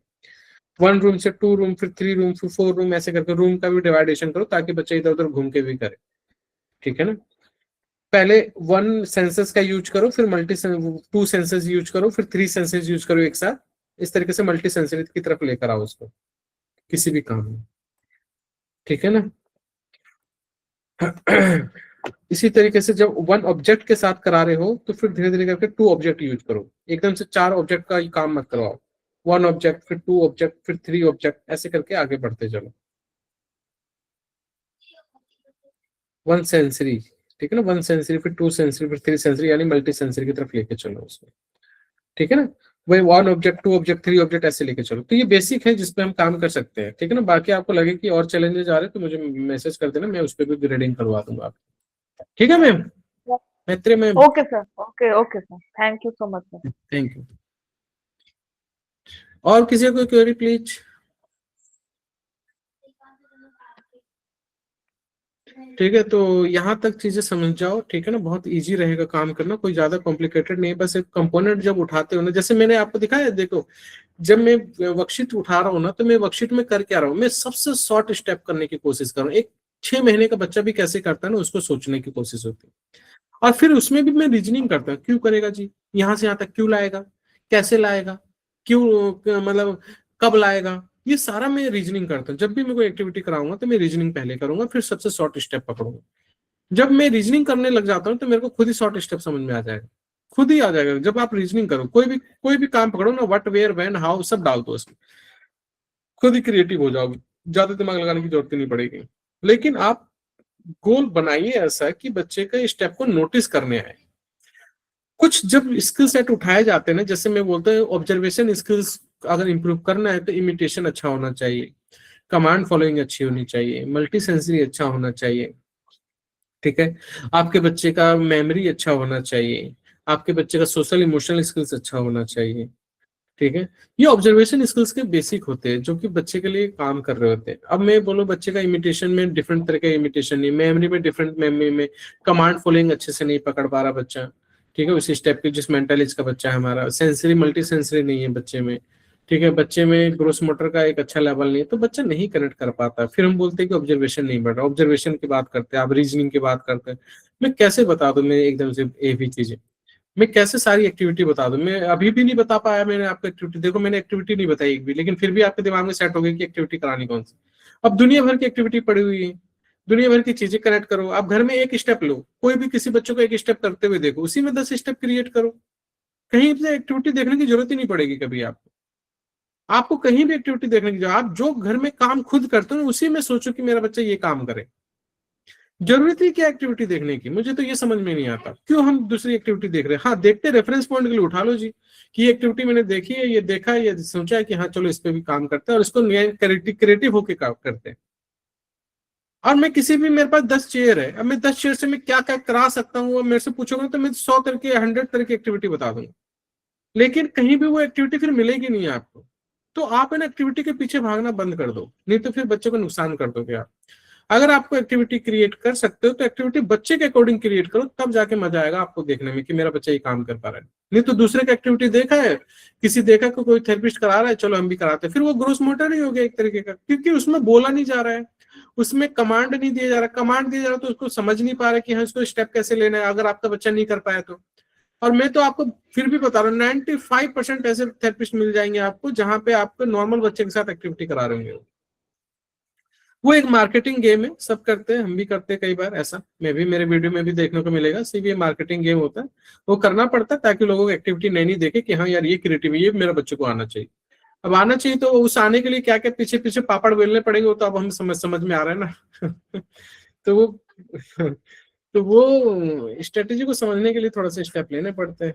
तो मुझे लगता है कि चीजें अच्छी हो सकती है, बस थोड़ा सा नोटिस करने की जरूरत। और किसी कोई क्वेरी प्लीज?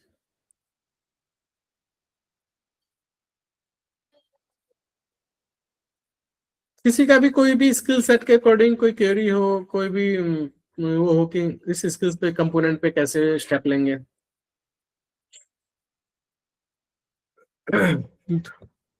एक मेरा बात जो जो लास्ट सर एक कंक्लूजन जैसे ये निकल रहा है, अगर सही है कि गलत, कि मान हम कोई एक्टिविटी करा रहे हैं और उसमें वो अच्छा नहीं कर रहा है, मतलब वो नहीं कर रहा है, दैट मीन्स उसको कंटिन्यू करने का कोई मतलब नहीं है, उसको हमको स्टेप डाउन करते जाना है। जब जब जहाँ पे वो उस सिमिलर एक्टिविटी को कर पा रहा है, धीरे धीरे उसको जो है बिल्टअप करना है, उस इंक्रीज करना उसी है। एक्टिविटी को कराते और वो करेक्ट करेक्ट असफल हो करेक्ट, बहुत बढ़िया, आप बहुत जल्दी समझ गए।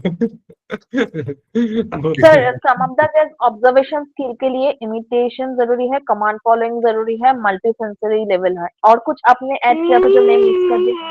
मेमोरी का होना बहुत जरूरी, जो भी काम कराओ मेमोरी मेमोरी। का होना बहुत जरूरी है,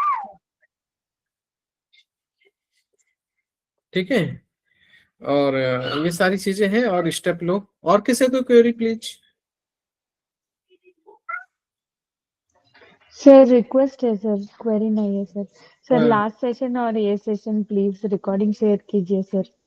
अच्छा अच्छा अच्छा अच्छा, ठीक है मैम, ठीक है। इसका मैम कम से कम मतलब यस इसका सर।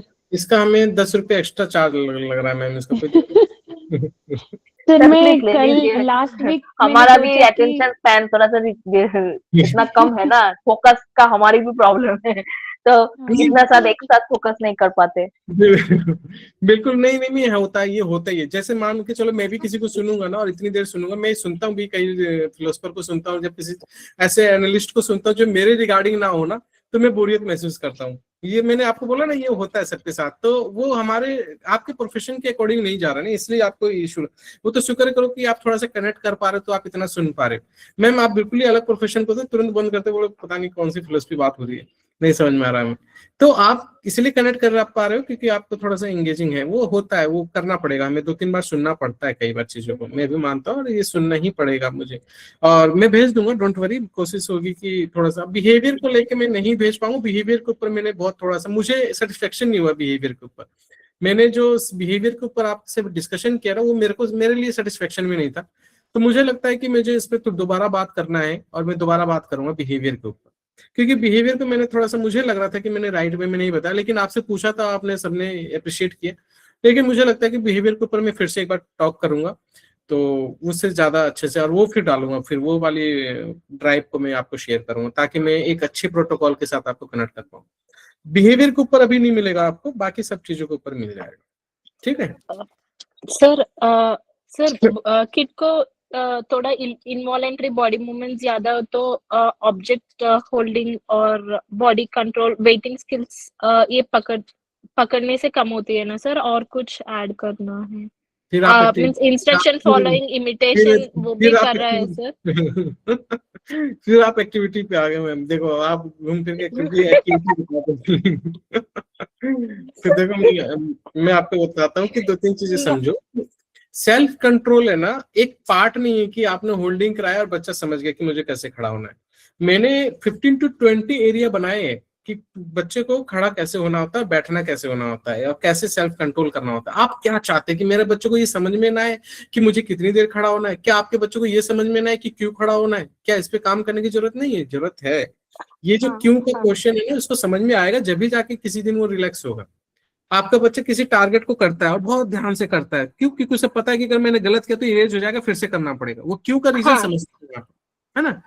इसी तरीके से वो किसी प्रोटोकॉल में, किसी रेस्टोरेंट में बैठा है और वो नहीं बैठा है, तो उसको ये समझ में आ जाए कि नहीं बैठूंगा तो क्या होगा, या मुझे कितनी देर बैठना है शांति के साथ, मुझे एक जगह ऐसे कैसे कितनी देर देखना है, क्यों देखना है जी, किस लिए देखना है, कब देखना है, ये चीजें समझ में आनी होनी चाहिए।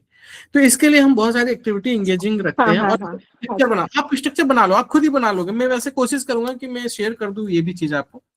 तो मैं ये बनाया मैंने कि हमारा बच्चा किस किस सिचुएशन में बैठ सकता है। तो मैंने ये देखा कि यार काम करते करते बीच में बैठ जाना, अच्छा काम स्टार्ट हो रहा है तो पहले बैठे रहना, काम फिनिश हो जाने के बाद बैठना, अच्छा 4 बच्चों के बीच में बैठना, काम हो रहा है देखते रहना है फिर भी बैठना है। सोच के देखो, ये मैं कर रहा हूं, मैं काम कर रहा हूं, मुझे बीच में कोई रोक दिया तो खड़े होना है ना। ये कितना स्ट्रक्चर है। अब इस स्ट्रक्चर को अगर आप प्लानिंग में ले लोगे ना तो बच्चा आपका कहीं भी सेटल होकर खड़ा रहेगा। हाँ हाँ ठीक हाँ, है, ठीक है ठीक है ठीक है। ये ना स्ट्रक्चर बनाइए कि आपका बच्चा कौन कौन से सिचुएशन में खड़ा रहेगा, आपका बच्चा कौन कौन से सिचुएशन में बैठे रह सकता है या बैठना पड़ेगा उसको, उस सिचुएशन को बनाइए और उस पर वर्कआउट करवाने की कोशिश सर कीजिए। मैं एक क्यों पूछा कि उसको सिचुएशन अकॉर्डिंग वो खड़े होने के लिए उसको मालूम हुआ सर, लेकिन कभी कभी मैंने नोटिस किया कि वो कंट्रोल करने टाइम में भी उसका बॉडी इनवॉलेंटरी मूवमेंट हो रही है सर, मीन्स वो सडनली वो देखो मैं बताऊं, कॉन्सेंट्रेट। इसमें मैं क्या बोलता हूँ कि मैं किसी चीज को नोटिस कर रहा हूँ, उस टाइम भी खड़ा होना जरूरी है ना। और वो है ना नोटिस नहीं करता, जब किसी चीज को नोटिस करता है ना तो कभी इधर देखेगा, कभी इधर देखेगा, कभी इधर देखेगा। वो एक जगह होल्ड नहीं करता अपने आइज को कि मैं जैसे मेरे सामने चेयर है, मैं चेयर को देखे जा रहा हूँ, समझ रहे हैं। ये हाँ चीज होनी चाहिए कि बच्चे में कोई चीज फोटो लगा दिया आपने और बच्चे को बोल दिया कि इस तरफ देखना है आपको, ये भी एक एक्टिविटी हाँ की लगातार इसमें देखो, भले कुछ सोचो नहीं, भले कुछ कुछ एनालिसिस मत करो, लेकिन लगातार देखो और वो देखे जा रहा है। ये भी एक एक्टिविटी है। मैंने बोला ना कि एक स्ट्रक्चर बना लीजिए आप कि क्या क्या सिचुएशन हो सकती है। मैं भेजूंगा आपको, कोशिश करना उसमें से देख के ना स्ट्रक्चर कराने की कोशिश करो उसको कि कौन कौन से ऐसे स्ट्रक्चर है जहां पे उसको काम कराने की जरूरत है, उसको समझाने की जरूरत है कि ऐसे भी खड़ा होना होता है। ठीक है, ठीक है ठीक है तो ठीक है। अब कोई मेरा बच्चा है, मेरा बच्चा मान के चलिए रेस्टोरेंट में या मेरा बच्चा मैरिज में, अब मैंने एक प्लेट दे दिया, मैंने बोला बेटा वेट करो, अब प्लेट दे दिया, बच्चा लेके चलने लग गया। तो ये भी एक सिचुएशन है जिसमें मेरे को बच्चे को काम कराना पड़ेगा, ये समझाना पड़ेगा मुझे, अगर ठीक नहीं है ठीक है ठीक है। ठीक है ना। तो एक स्ट्रक्चर बना लीजिए कि कौन कौन से सिचुएशन ऐसे हो सकती है जिसमें बच्चों को इंगेज होना होता है और अपने आप को सेल्फ कंट्रोल करना पड़ता है। यही से बच्चों को समझ में आता है कि मुझे अपने आप को मैनेज कैसे करना है।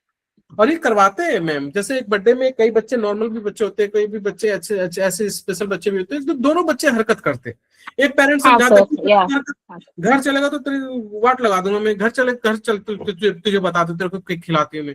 तो बच्चा समझ जाता है घर जाऊंगा तो पिटाई लगेगी, मेमोरी बना लेता है। एक हमारा बच्चा होता है स्पेशल, वो मेमोरी नहीं बना पाता तो हरकत बना के रखता है वो, समझ रहे हैं ना। तो यस क्यों, सर यस सर। और मैं यही बोल रहा हूँ, आप है ना देसी पेरेंट्स बनिए, आप फॉरेनर पेरेंट्स मत बनिए कि अरे मेरे बच्चे को टच करूंगी तो क्या होगा। बिल्कुल देसी पेरेंट्स की तरफ एक्ट कीजिए कि हाँ अगर तू नहीं मारा तो तुझे लगने वाला है। यहाँ से लगने वाला का मतलब नहीं कि मारना पीटना, मतलब ये होगा कि हाँ अगर बहुत ज्यादा हो जाए तब तुम्हें पकड़ेंगे हम टाइटली और डांटेंगे भी, हम तुम्हें छोड़ेंगे नहीं, ताकि उसको कनेक्शन हो कि इमोशनल अंडरस्टैंडिंग कैसे आएगी। कल को उसको कोई डांटेगा, जैसे एक पेरेंट्स आए थे मेरे पास दुबई से, उन्होंने बहुत अच्छी बात बताई कि इंडिया के कल्चर में ना आप स्ट्रीट स्मार्ट बनते हो, लेकिन जब आप बाहर जाते हो ना तो आपको यही नहीं पता होता कि इमोशनली आपको कैसे ब्लैकमेल किया जा रहा है। ठीक है, बाहर जब कंट्री में जाते हो तो इमोशनली कैसे आपको डिस्टर्ब किया जा रहा है वो नहीं समझ में आता, क्योंकि वहां पे इमोशनल लेवल पे अंडरस्टैंडिंग ही नहीं दी जा रही, सब एक ही इमोशंस के साथ चल रहे हैं। तो जो जो जैसे कहते हैं ना कि आप अगर कोई काम करो तो काम करते चले जाओगे, इसमें अप एंड डाउन का सेंस ही नहीं ले पाओगे। लेकिन हमारे इंडिया में काम को लेकर ना अप एंड डाउन देखा जाता है, क्यों? क्योंकि यहाँ पे हम फील करते हैं काम को, वहां पे फील करते हैं, लेकिन वो बस प्रोसेस करते हैं कि हाँ ये काम करना है तो करना है। तो मैं ये कहता हूँ कि आप ऐसे अपने बच्चों को बनाओ कि उसे ये भी पता हो आगे जाके कि कोई उसका डिमोलिश कर रहा है या उसको मेंटली फ्रस्ट्रेट कर रहा है या मेंटली उसको डिमोटिवेशन में लेकर आ रहा है।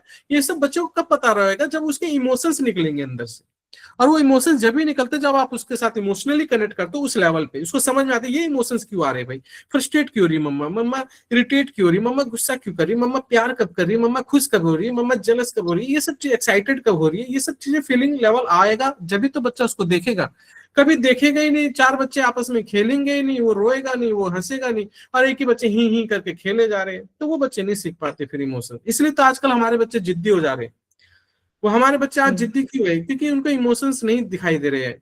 कहीं पे बच्चा रोता हुआ नहीं दिखाई दे रहा, कहीं पे बच्चा इरिटेट होता हुआ नहीं दिखाई दे रहा। फिर वो इरिटेट होता है, हम उसको समझाते तो वो फ्रस्ट्रेट हो जाता है बच्चा।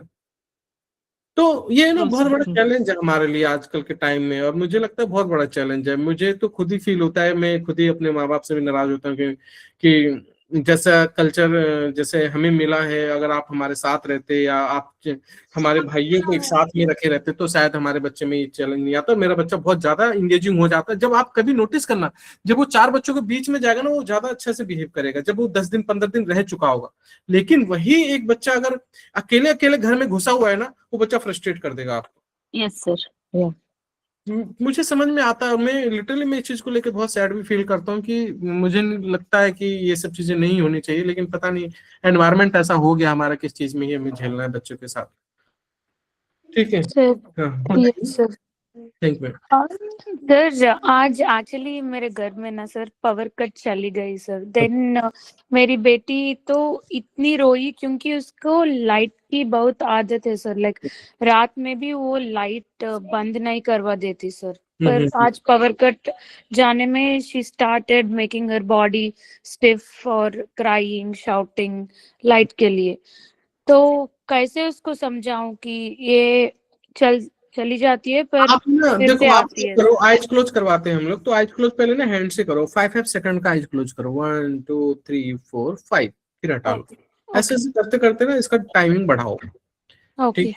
और फिर जैसे जैसे बच्चा इसके साथ इजी हो जाए और आपका 100 to 100 काउंट यानी 3 मिनट 4 मिनट करने के बावजूद भी बच्चा इजी फील कर रहा है, फिर आपको फिर जैसे वो यूज कर लो, हैंकी यूज कर लो, चुन्नी यूज कर लो, ये कपड़े यूज कर लो, तो बांध दो इसको ताकि इजी फील करे वहां पे। और अंधेरा एक्सेप्ट करना बहुत जरूरी है मैम। ये आइज क्लोज करने वाली एक्टिविटी बहुत कराइए उसको, ताकि बच्चा इमेजिनेशन की तरफ जाए। और आइज क्लोज जो पेरेंट्स कराते हैं ना, उनके बच्चे का इमेजिनेशन बढ़ता है। तो आइज क्लोज कराने से भी सेल्फ कंट्रोल बहुत अच्छा हो जाता है बच्चों का।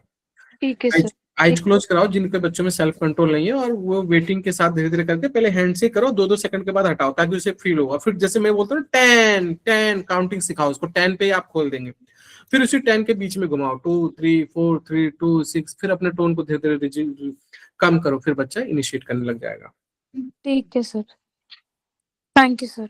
ठीक है, तो ये आइज क्लोज वाली एक्टिविटी सारे पेरेंट्स करो ताकि आपके बच्चे में सेल्फ कंट्रोल हो और वेटिंग के साथ आए आइज क्लोज, और अपनी इमेजिनेशन हो कि हाँ क्या टच हो रहा है, उसका हाथ में कुछ रख दो, कुछ टच करे, कुछ फील करे कि हाँ।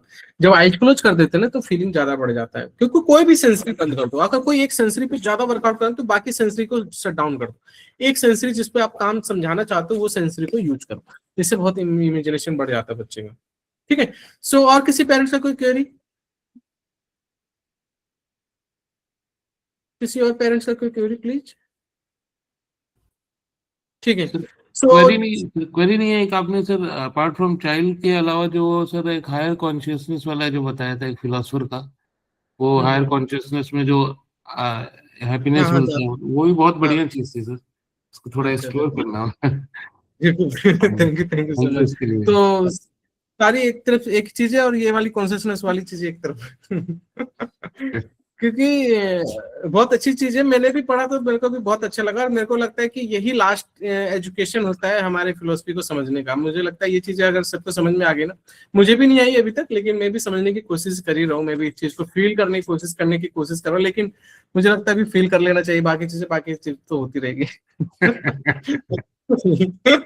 ठीक है, तो thank you so much everyone, thank you.